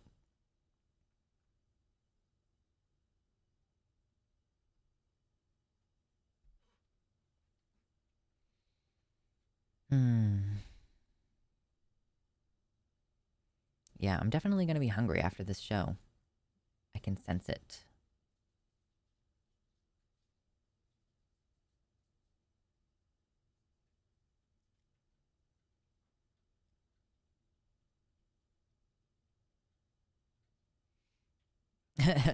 Someone posted a banana emoji in the YouTube chat.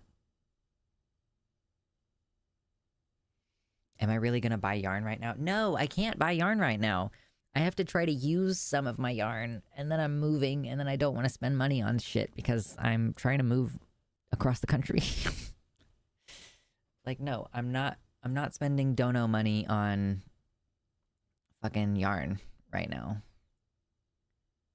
No dono money on yarn. Hey, the GoFundMe got another $25 donation. That's from nobody. Thank you, nobody. I appreciate you.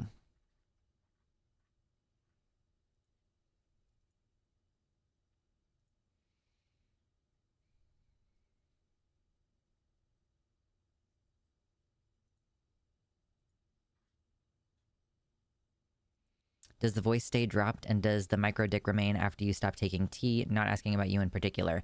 Yeah, so the voice stays dropped.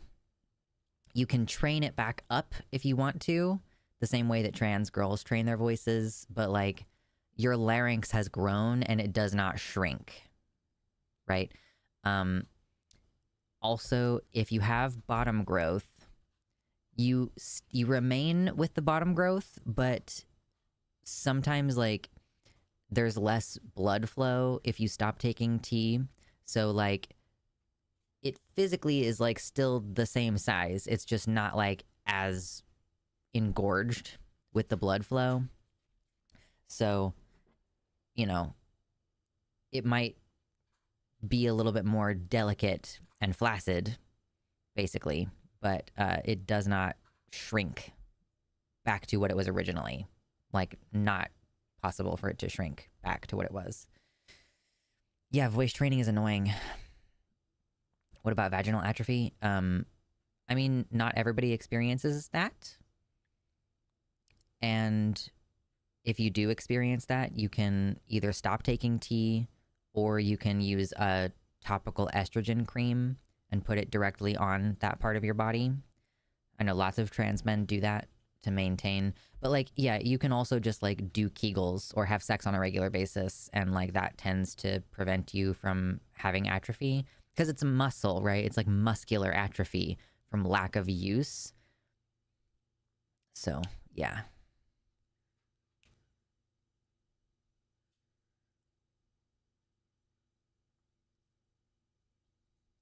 I don't think it's entirely true that without tea you can't get a tea dick erection anymore.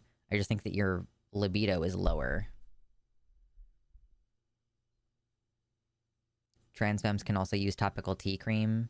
Isn't that like less commonly available? Because otherwise, couldn't trans guys get that too?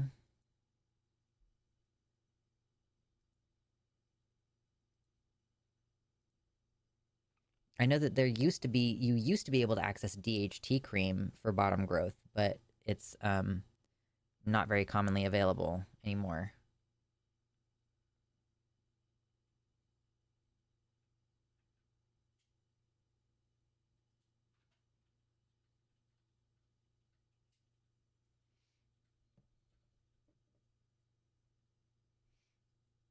Yeah, less DHT causes less erections.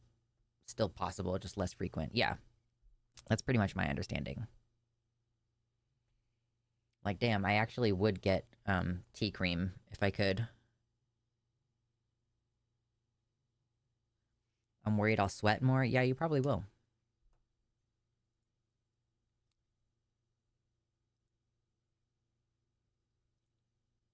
Okay.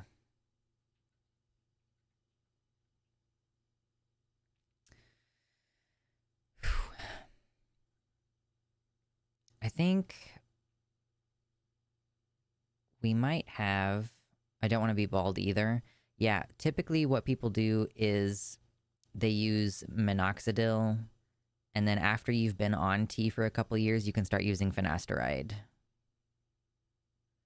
And baldness depends on your family history, so unless you have a lot of bald people in your family, you're probably not going to have to worry about it.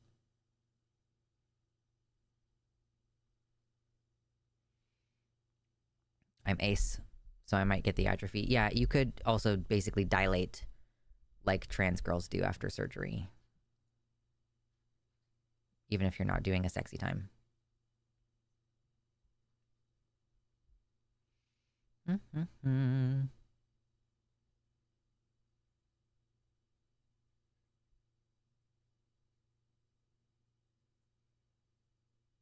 Mars says that yarn is a gateway to cat ladiness.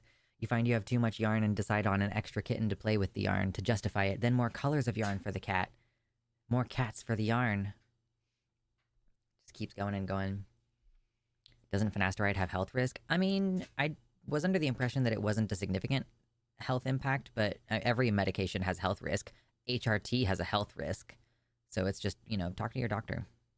Like, you have to get a prescription for it anyway. So yes, talk to your doctor about your potential risks. Risk versus reward. Can we get to 169 likes? That would be fun. Listen, I have so much yarn. It's just a matter of, like, is it the correct size yarn for the project that I want to do?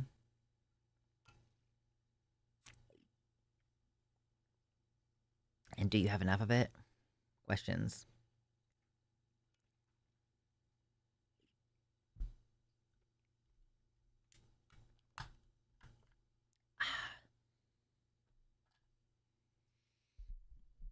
Okay, I think that I'm basically just going to cover the one segment today about California's good law that just passed.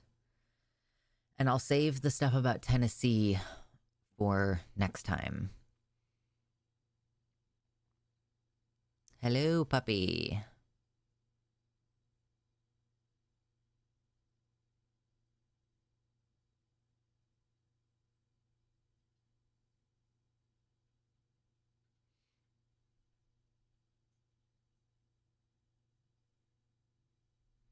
I just touched my glasses again. Only a little bit.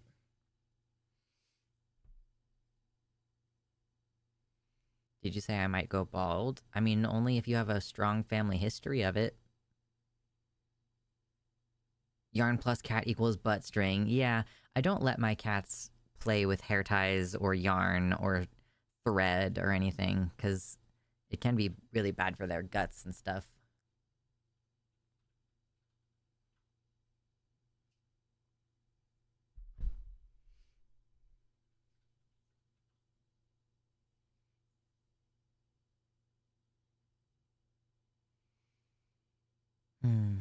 Oh, did you see I redecorated?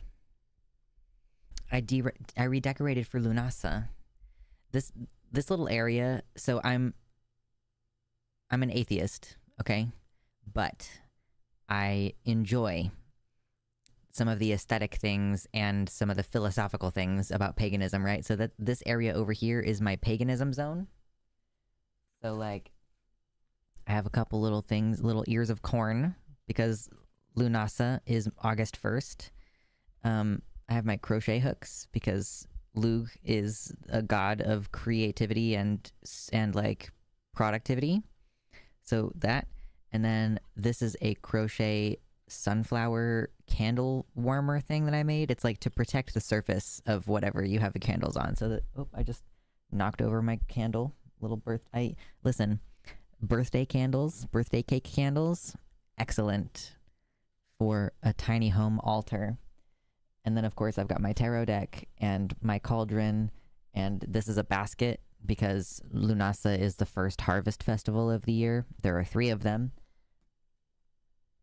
And then, of course, as always, I have my cat's ashes and a very natural wand thing, and then a couple of stones. So we've upgraded from Solstice over to Lunasa. Yes, a candle coaster, exactly. Oh shoot, puppy, I hope you get better soon.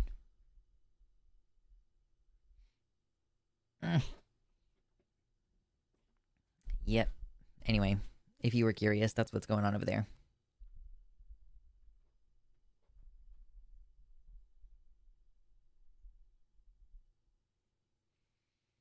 We had 2 decent little rainstorms the last couple of days. God, we needed it.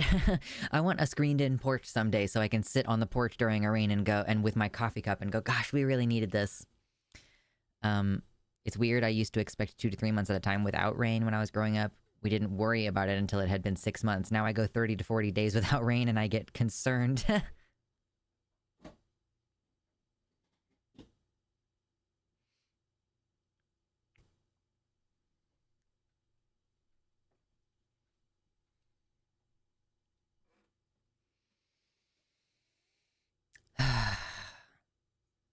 functionally, we have one last segment, and anything else that I didn't cover today, I will cover on Wednesday.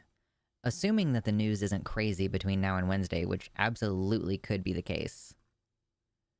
But man, getting the jump on the Biden-Harris news today.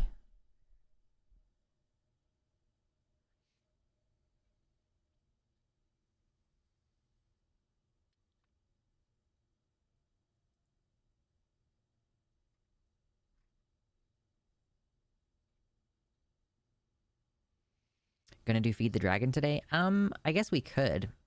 I hadn't really planned on it, though. I was just gonna end on, like, a positive segment. Is there a lot in Feed the Dragon? Or... because I don't really look in there until I'm ready to, like, actually look in there.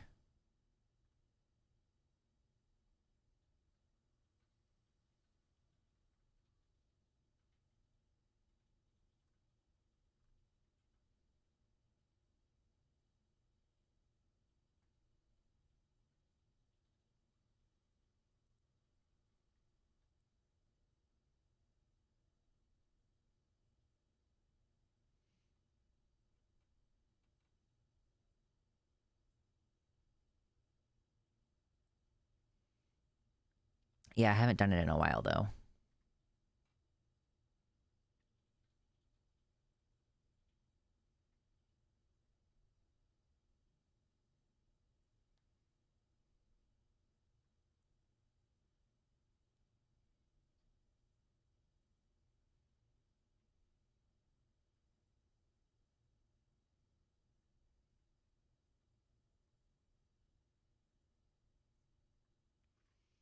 Just catching up on some conversation in the Discord that I missed previously.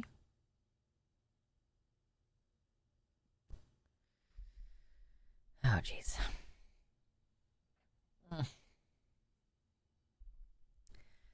Okay. Let's talk about some good news, shall we? We don't really get to cover good news on this channel very much. Things are generally going poorly for trans people and everyone across the country, basically. But we have some good news today out of California. Of course, out of California.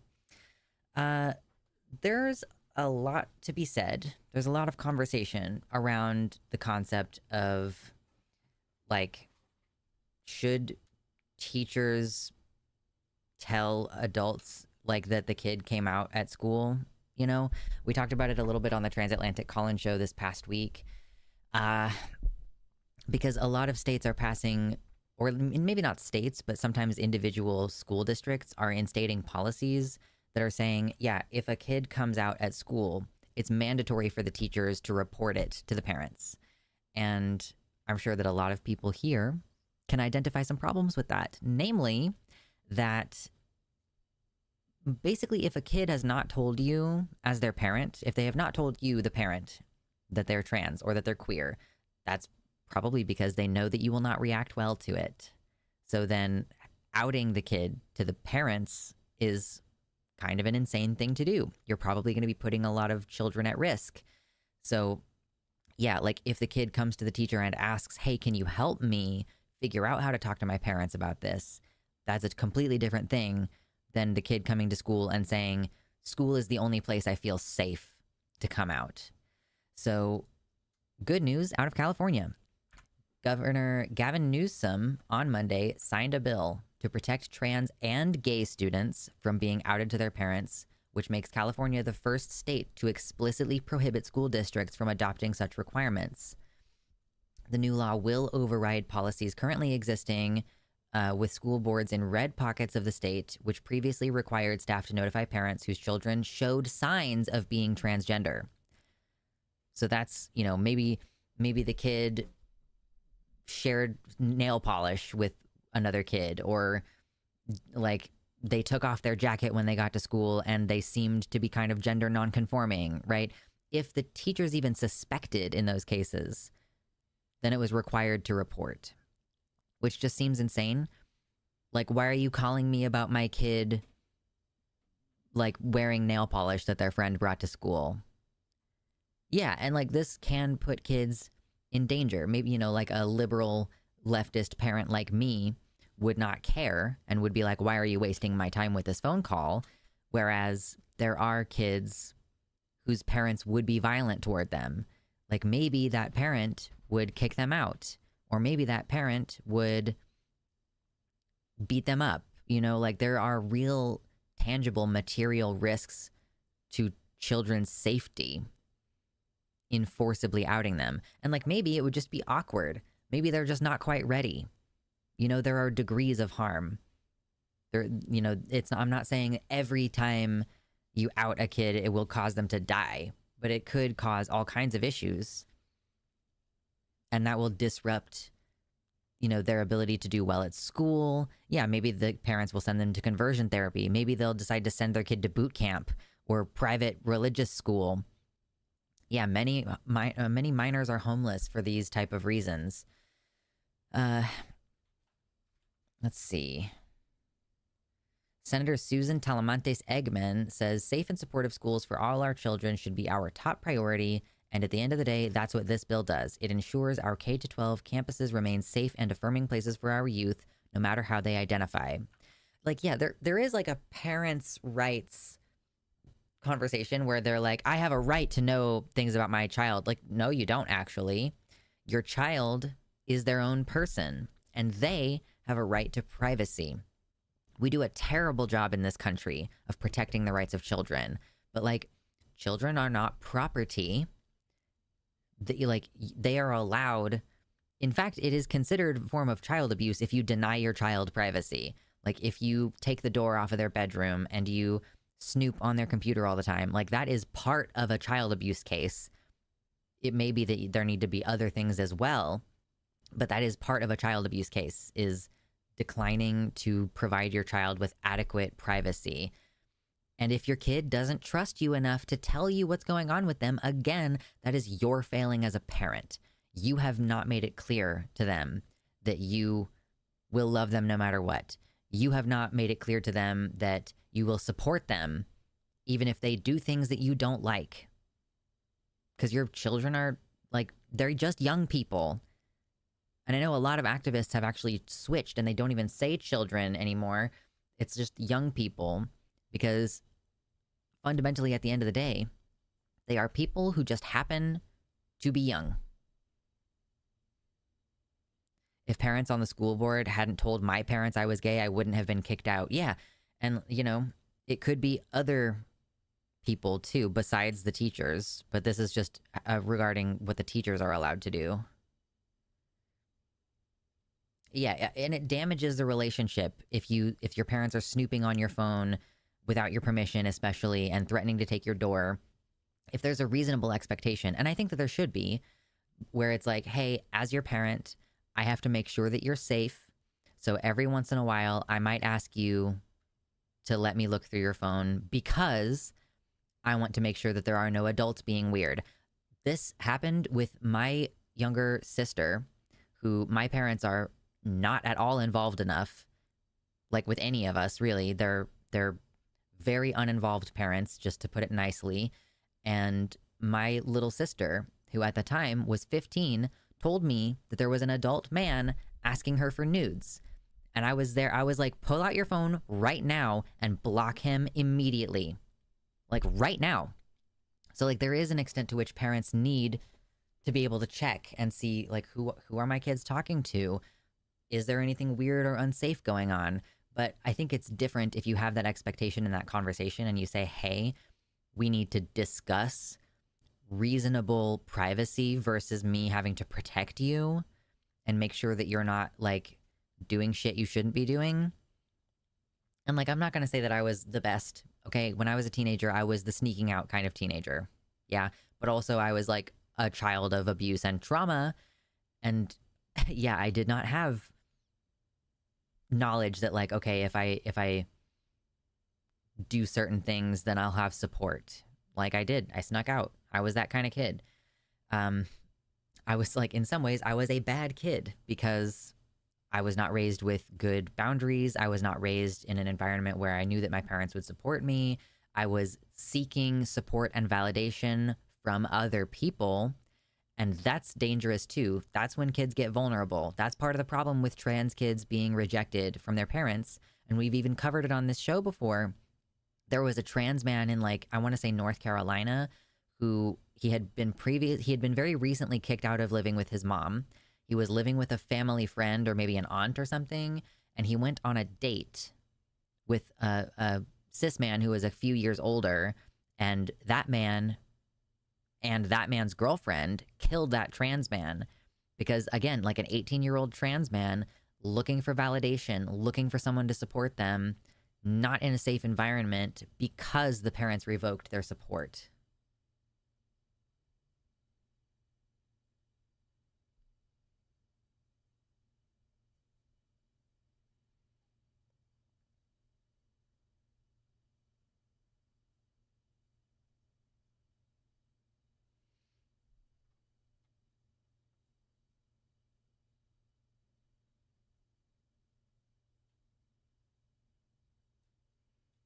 Apparently 7 different school boards in the state of California, and California has around 1,000, have passed rules within the last year requiring staff to tell parents if their child begins using a name or pronoun that doesn't match their sex assigned at birth. Courts have blocked or narrowed some of these policies while allowing others to remain in effect. Because, yeah, that's like district by district. Assembly Bill 1955 will prohibit school districts from requiring staff to share information with parents about a student's gender identity or sexual orientation, and will also shield teachers from being disciplined for teaching state-mandated sexual education. So protecting sex education rights as well. You know, you want to make sure that young people get an education about how to protect themselves so that they can have safe sex. Like, you know, kids are going to do things anyway. And by kids in this instance, I mean teenagers. Teenagers are going to do things that maybe we don't want them to do. And we need to make sure that they are capable of doing it safely, you know, whether that's providing them with condoms, whether that's providing them with birth control, as well as having conversations about, you know, making good choices. But you can't just say, no, you're not allowed to do this. The states that teach abstinence-only sex education have the highest rates of teen pregnancies. So, yeah. That bill also covers some other good stuff. I will just add, kind of on the end of this, like sort of an amusing side point. Like, the primary point is that it's amazing that these protections have passed. You know, that there's at least one state that says children have a right to privacy. We are not going to out children to potentially abusive parents. But Elon Musk, who has a trans daughter, recall, has posted about this law changing, saying that he's planning to move the Twitter headquarters to Texas, and he wants to move the headquarters of SpaceX from California to Texas. This person claims, so we know he has a trans child, and they say that they're told by many close to Elon that the rage over the trans kid motivates a lot more than you realize. Like, apparently Elon Musk is lashing out at trans people because of his kid coming out as trans.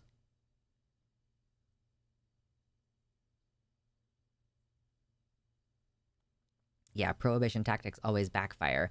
Although someone did say in chat earlier that there is a decent chance that what Elon Musk actually wants is for his companies to be based in Texas because of their tax policies, and that the trans stuff is kind of just a smoke cover for that actual intention. But I know that SpaceX,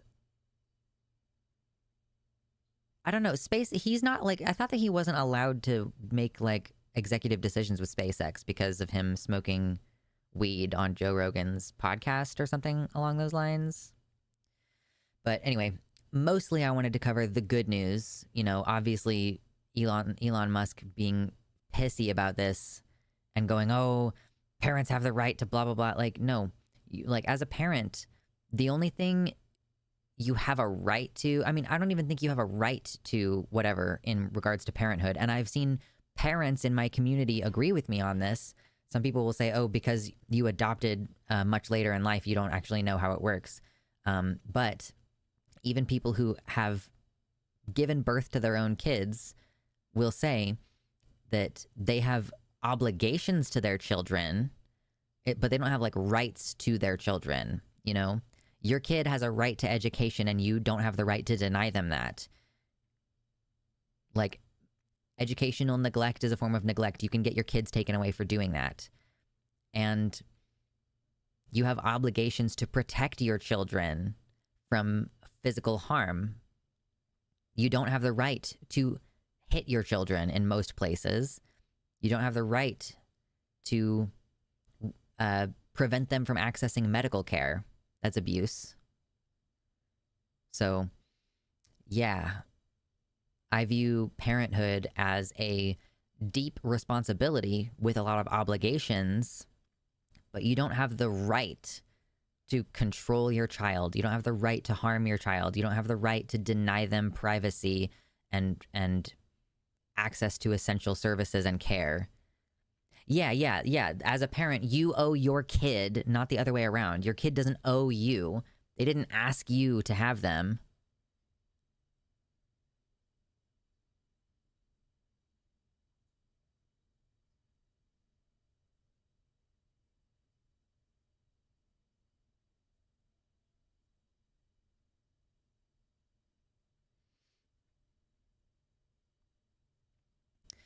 So I don't know that I have a lot else to add to this. You know, obviously I stand in opposition to child abuse. I think everybody does. But the tricky thing is that the way that conservatives define child abuse is very different from how most normal people define child abuse. Provide your kid with a safe, healthy, constructive environment. And it shouldn't be more complicated than that. I just feel like it shouldn't be more complicated than that. If you're not providing that to your kid, then they have every right to go to a teacher who will help make them feel accepted and safe. Sometimes all it takes to dramatically reduce a trans kid's suicidal ideation is one supportive person in their lives. One. And if that's their art teacher or their English teacher or something, then like, God willing, that kid makes it to adulthood.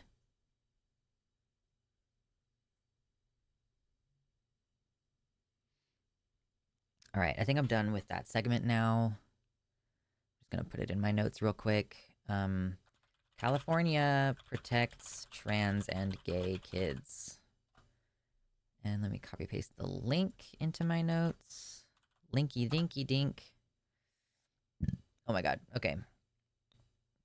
So we've now done 4 segments today.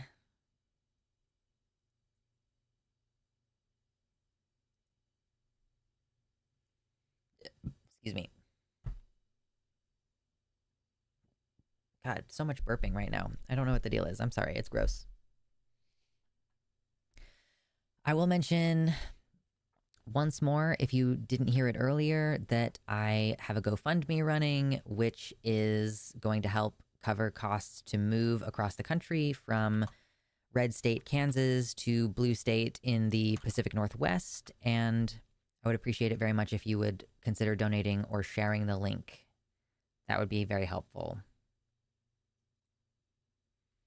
We've raised $225 today, and I have 6 months to raise hopefully a couple $1,000s.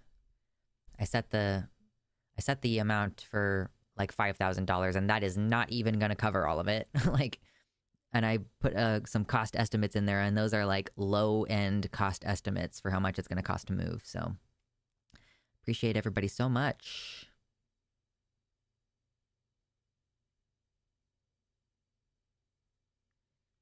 Yeah, conservatives treat kids like legal property and not as individuals. Even if they love their kids. Like, this is one of those things where I think that conservatives don't even understand what love is. Like, control is not love. Like, I think that they're somewhat mutually exclusive. If you love someone, then you want them to be their own whole person.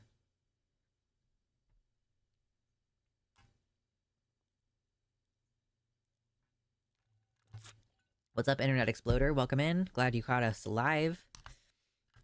We are always live Unless something happens and I don't stream, we stream on Sundays at 12 p.m. Central, and we stream on Wednesdays at 4 p.m. Central. In a couple months, I'm going to have Renaissance Festival, so I'm going to drop the Sunday show, and I'm probably just going to have once a week on Wednesdays, which, man, is probably still going to be quite taxing, but it's good.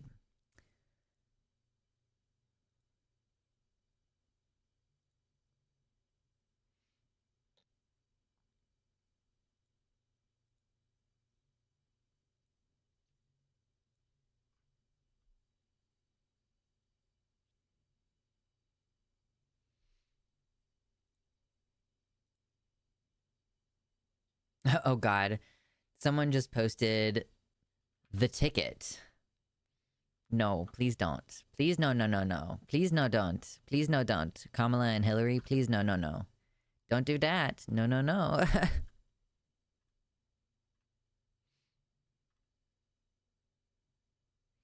Yeah, Renaissance festivals are fun, and there's typically at least one in every state.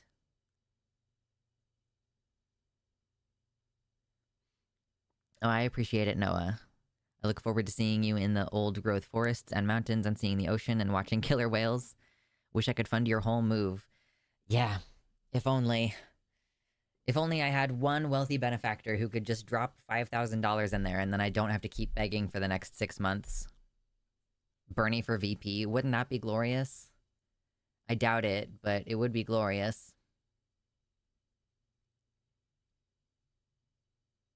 Man, it's really cool that, like, a video can be performing poorly compared to my last 10 videos, but it still has 1,500 views.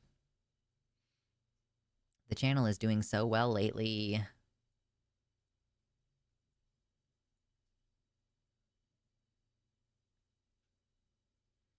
I need to come up with more stuff to post on my other channel. Because, like, I'm basically going to try to do 2 pivots simultaneously. On this main channel, I'm going to start trying to incorporate, like, media analysis stuff, if at all possible. And, like, it's not going to override everything else. I'm still going to talk about politics stuff until I can't anymore.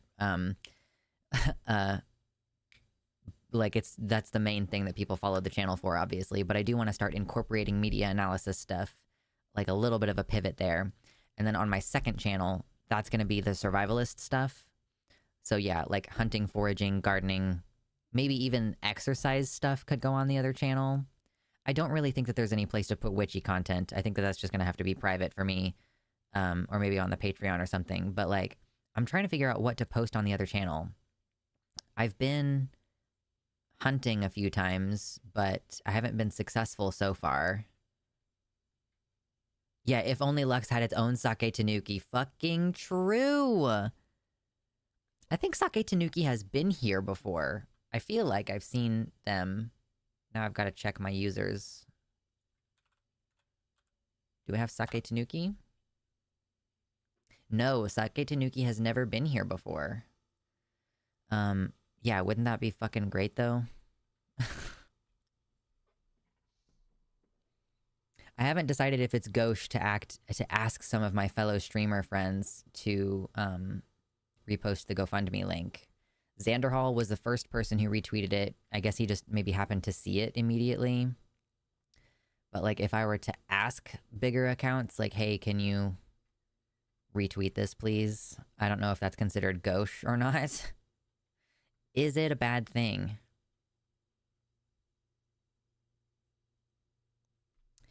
Oh, true. Yeah, you should make hunting and fishing content that baits conservatives into becoming leftist communists by describing the policies without saying the words communist or leftist. They're easy to lead like that. Yeah. If someone in your audience worked at U-Haul, could you get a discount? Oh, maybe. That's a good point. The activist witch is pretty cool left-leaning witchy content. Fun.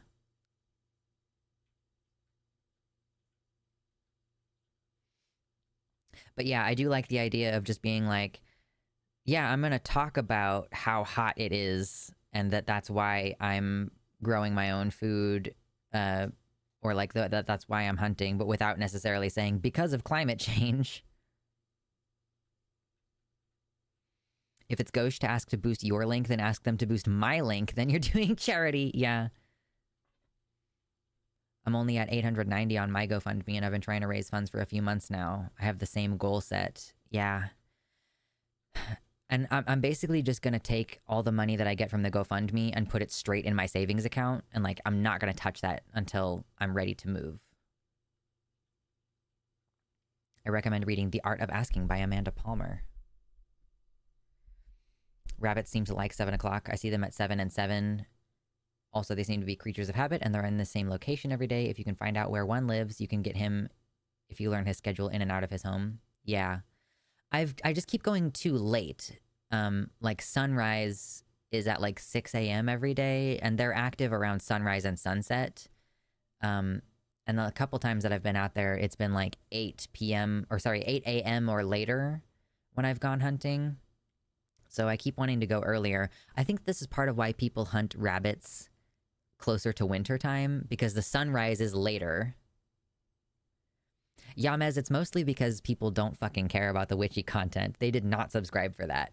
Nobody has subscribed to me for witchy content. So that's like, I might as well just do it for me, and then I'll mention it on stream a little bit, but I'm not going to go into any extensive detail because people will unsubscribe. They will get weirded out about it, and they will unsubscribe.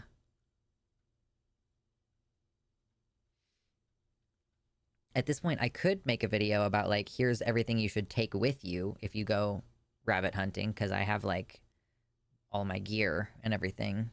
And I did go back and I just weeded my garden a little bit more this week. It's not doing great, though. Like, my garden plot is not doing super well.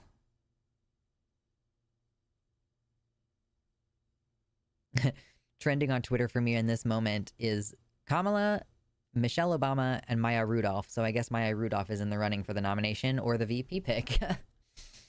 You know? Right now, mine says, hell no, Jover, Kamala, and then Bernie and AOC together. Like, those are the, like, okay, is there any weird, there's no weird porn shit or anything on my timeline right now? Okay, cool. So yeah, we have hell no, Jover, Kamala, Bernie, and AOC. That's what I've got right now. Make a second channel. Well, that's I have a second channel, and I can't monetize that channel yet. There are ads playing on it, but I am not making any money on it because I need to have a certain number of, like, watch hours in a certain period of time. But I have a second channel, and that's for my garden and hunting and survivalism stuff, basically. Like, I was like, okay, this is all gonna be on this one channel. And yeah, this channel is like trans politics, regular politics, rants that I post, and then I'm gonna start trying to incorporate some media analysis stuff. Like, Elliot Page, the trans man actor, has a new movie coming out next month, and I'm gonna watch it and review it, hopefully. Yes, they play ads on my content without paying me. What's up, Lightning McQueen 420? That's a solid name. You've missed a lot of news. Joe Biden dropped out. He endorsed Kamala Harris. Jesus Christ. You don't need a garden plot. You need a garden plot. When you do gardening videos, have little elements of a mystery going on in the background of each video.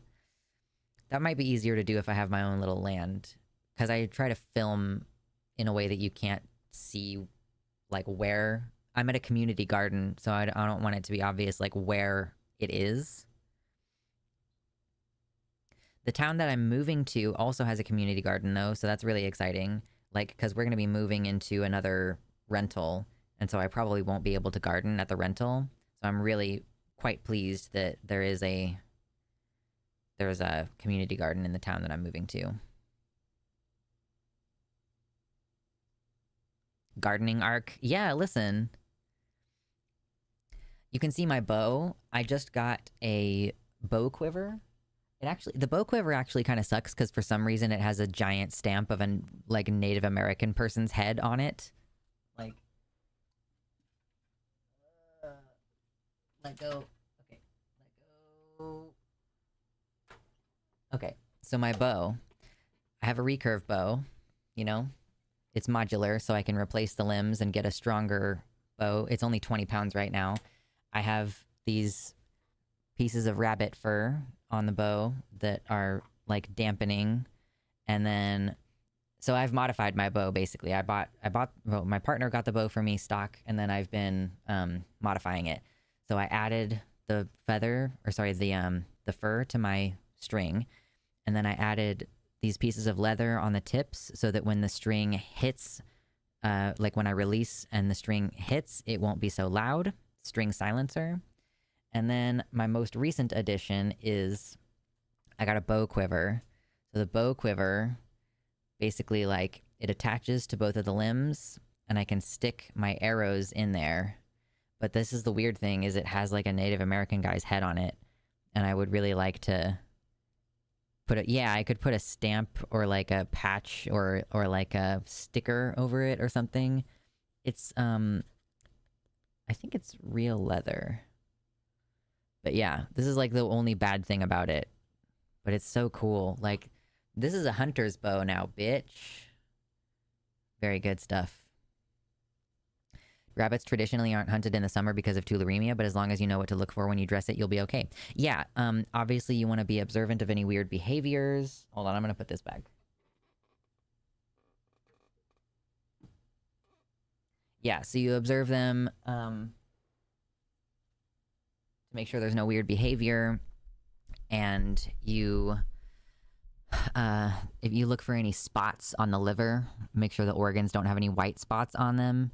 And also, if a rabbit has tularemia, it only lives for like 8 to 14 days anyway. So like the likelihood of finding a rabbit that is actively sick with tularemia before it is dead, because they pretty much always die from it, from what I understand. Excuse me.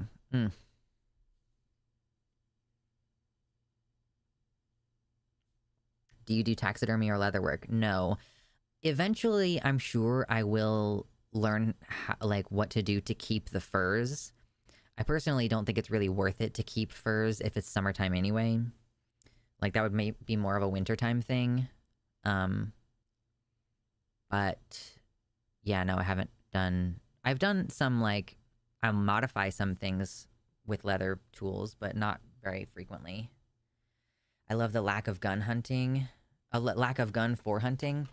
I would love to have a rifle, and I would love to have a handgun. I'll probably get a handgun first, but it's like $400, and your boy is trying to save up your boy is trying to save up like several $1,000s to move across the country, and it would just be very irresponsible of me to buy a handgun right now, even though I really want one. But yeah, a rifle, like a 22 rifle at some point for hunting squirrels and maybe rabbits. I mean, rabbits, like, typically you use a shotgun, but I think that that's kind of shitty. I don't really have any desire to shoot animals with a shotgun. But yeah.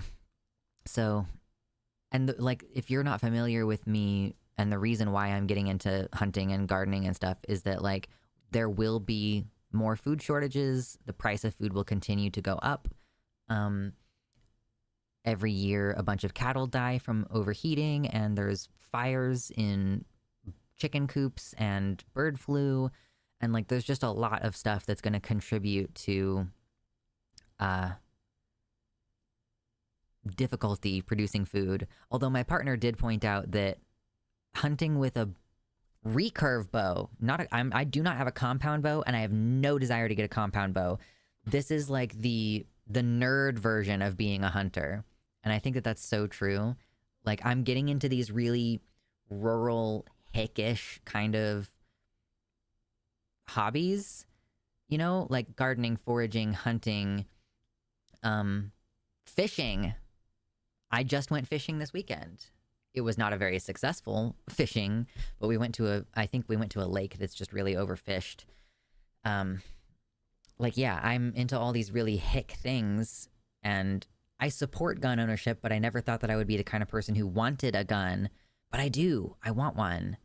Yeah, so it's just really interesting. This stuff is associated with like rural, hick country people, And like that's part of why I want to move to Oregon too, is that they have a lot of great opportunities for outdoor activities. You know, they've got hiking and they don't have nearly as many different types of ticks up there. Um, Lots of places to go fishing and hunting. I just that's part of the I think the thing about living up there.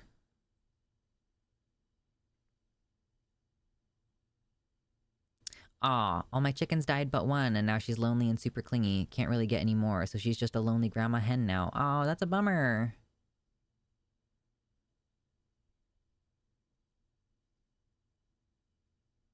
In Virginia, you can sell rabbit fur for a profit. Also, you can make money off of fox and raccoon skins.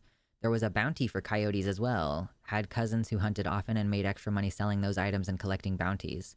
Yeah, I don't know what it's like for fur stuff in Kansas. I haven't really looked it up because I've mostly just looked up uh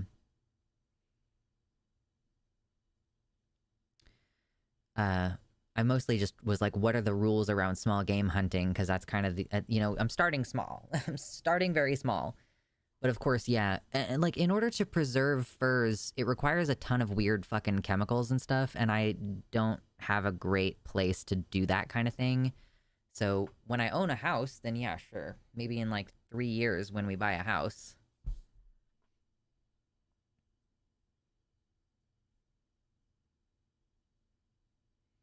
Some gems. It's Kamaling time.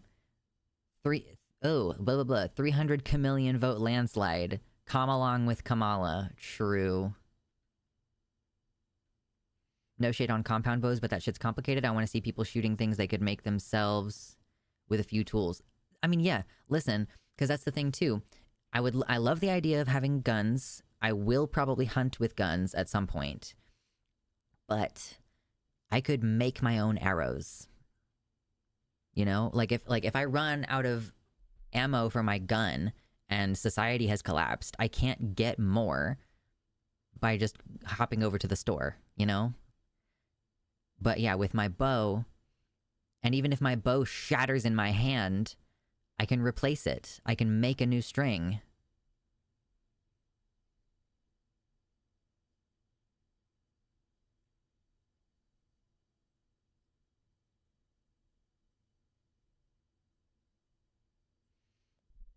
I am a rural hick. I'm always surprised that I know a lot about the homesteading stuff already.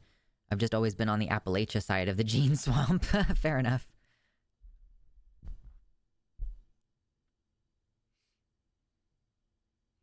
Tularemia or not tularemia? That is the question. Whether 'tis nobler in the mind to suffer the sweats and tremors of rabbit fever, or take arms against a nest of quail.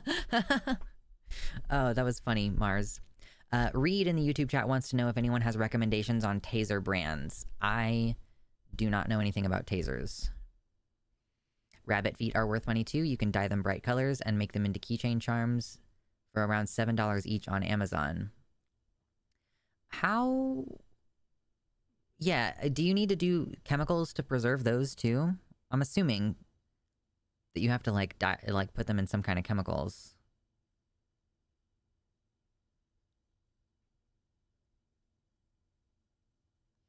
Recurve also allowed me to shoot in competitions at some fairs that the Venture crew went to. Just needed self-made arrows to qualify in the competitions we saw to be historically accurate. That's fun. Oh my gosh. Hey, we've gotten another donation from RH on the GoFundMe, which brings us up to $300 on there. Yeah. I'm mostly looking forward to eating rabbit. I've never eaten rabbit before. And I'm probably gonna deep fry it or maybe make a stew. I could save the carcass and make a broth out of it and a stew. Definitely need knowledge of taxidermy. Yeah, because I've seen people, I've seen people doing the whole we raise rabbits for their furs thing. And yeah, you have to put their fur in a certain chemical, and then I think you have to like pull and stretch it, and that makes the inside like really soft.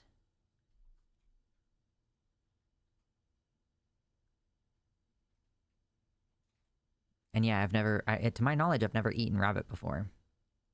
Someday, eventually, I'll do deer, but that's gonna be a while. There's no fat on a rabbit. No, I know, which is why it's so good to deep fry.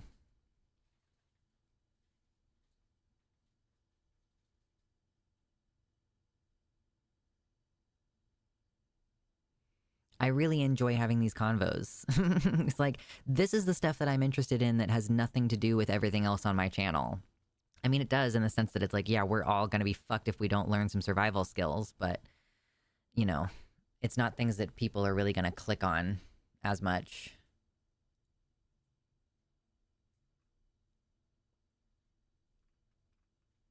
Man, I am getting hungry though. Probably gonna wrap up here in a couple of minutes.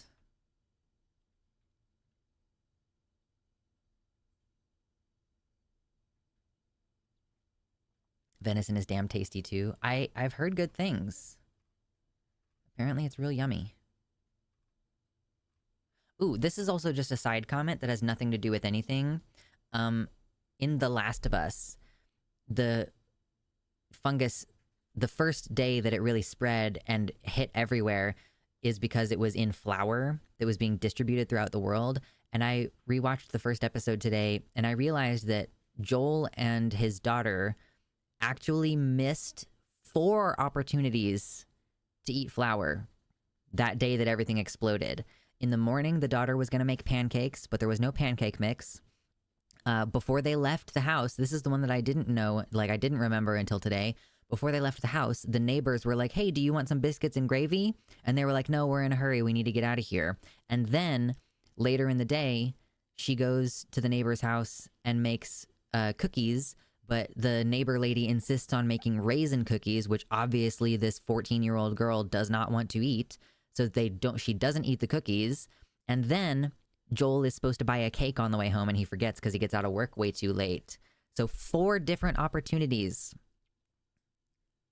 to eat bread, and they missed all of them. Like, wow, how lucky. Although the girl was at school, and I wonder what they served for her school lunch, so maybe she did get sick. Anyway, I just thought that was fun.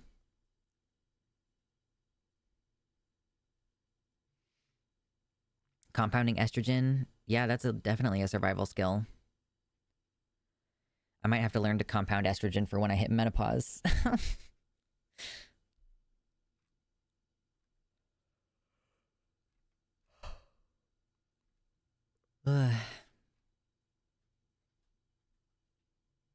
The ingredients can be stockpiled better than the meds themselves. That's what I have heard. I've heard.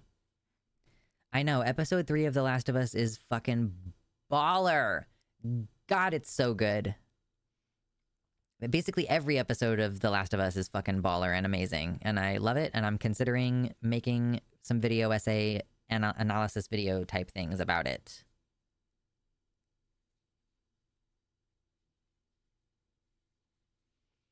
Agree, Mars. It is great storytelling. If we miss it, it doesn't detract anything, but if we see it, it elevates the whole kit and caboodle. Right. 4 different opportunities. Because they say in the second episode, like, that the infection starts at a flour factory. And the mycology expert is like, oh, yeah, that's a perfect substrate for a fungus to grow and develop and then be exposed to human workers. And then later in the show, Joel says, you know, it's either flour or sugar or something that was like a worldwide distribution. And he even says, you know, it might be in like pancake mix. But yeah, going back and watching the first episode, there are 4 times that they avoid eating bread or flour on that day. I watched episode 3 in my recent rewatch the day after I did my e-shot. I was a sobbing mess. Yeah. Yeah, it's, oh man. I don't think it's ever gonna hit the same as it hit the very first time, but it's still so goddamn good. Love it. Great show. My dreams last night were weird. My dreams are weird every night. I feel bad for you, Artemis. Where can you watch it? It's on Max. I did the $10 a month subscription on Max so that I can watch House of the Dragon, and then I was like, oh, you know, I should also watch The Last of Us because it's on here.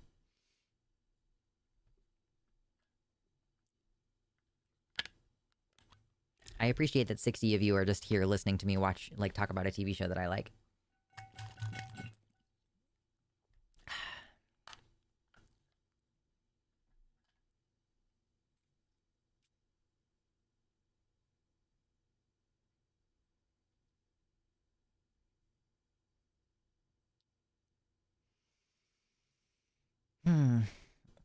Well, y'all, I don't have anything else for today. I mean, I could continue, but I'm ready to get off and do some lunch stuff and rest my voice because my throat hurts.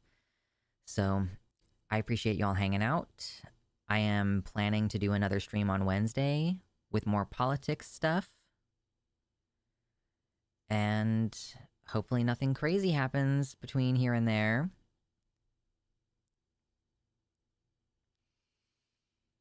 I'm sure it will. I'm sure crazy stuff will happen between here and there, but my intention is for there to not be crazy stuff. I don't know. I have no control over the weather.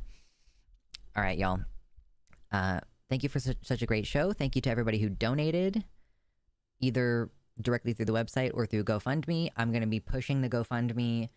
Even if it hits the goal that I have set, I'll probably keep pushing it because as a stretch goal, I need a new desk. Because this desk we're throwing away when we move because it's it's wobbly. Yeah, so thank you everybody for your contributions and for sharing and all that stuff, and I will see you on Wednesday. In the meantime, be good, or at least don't get caught. All right, toodles.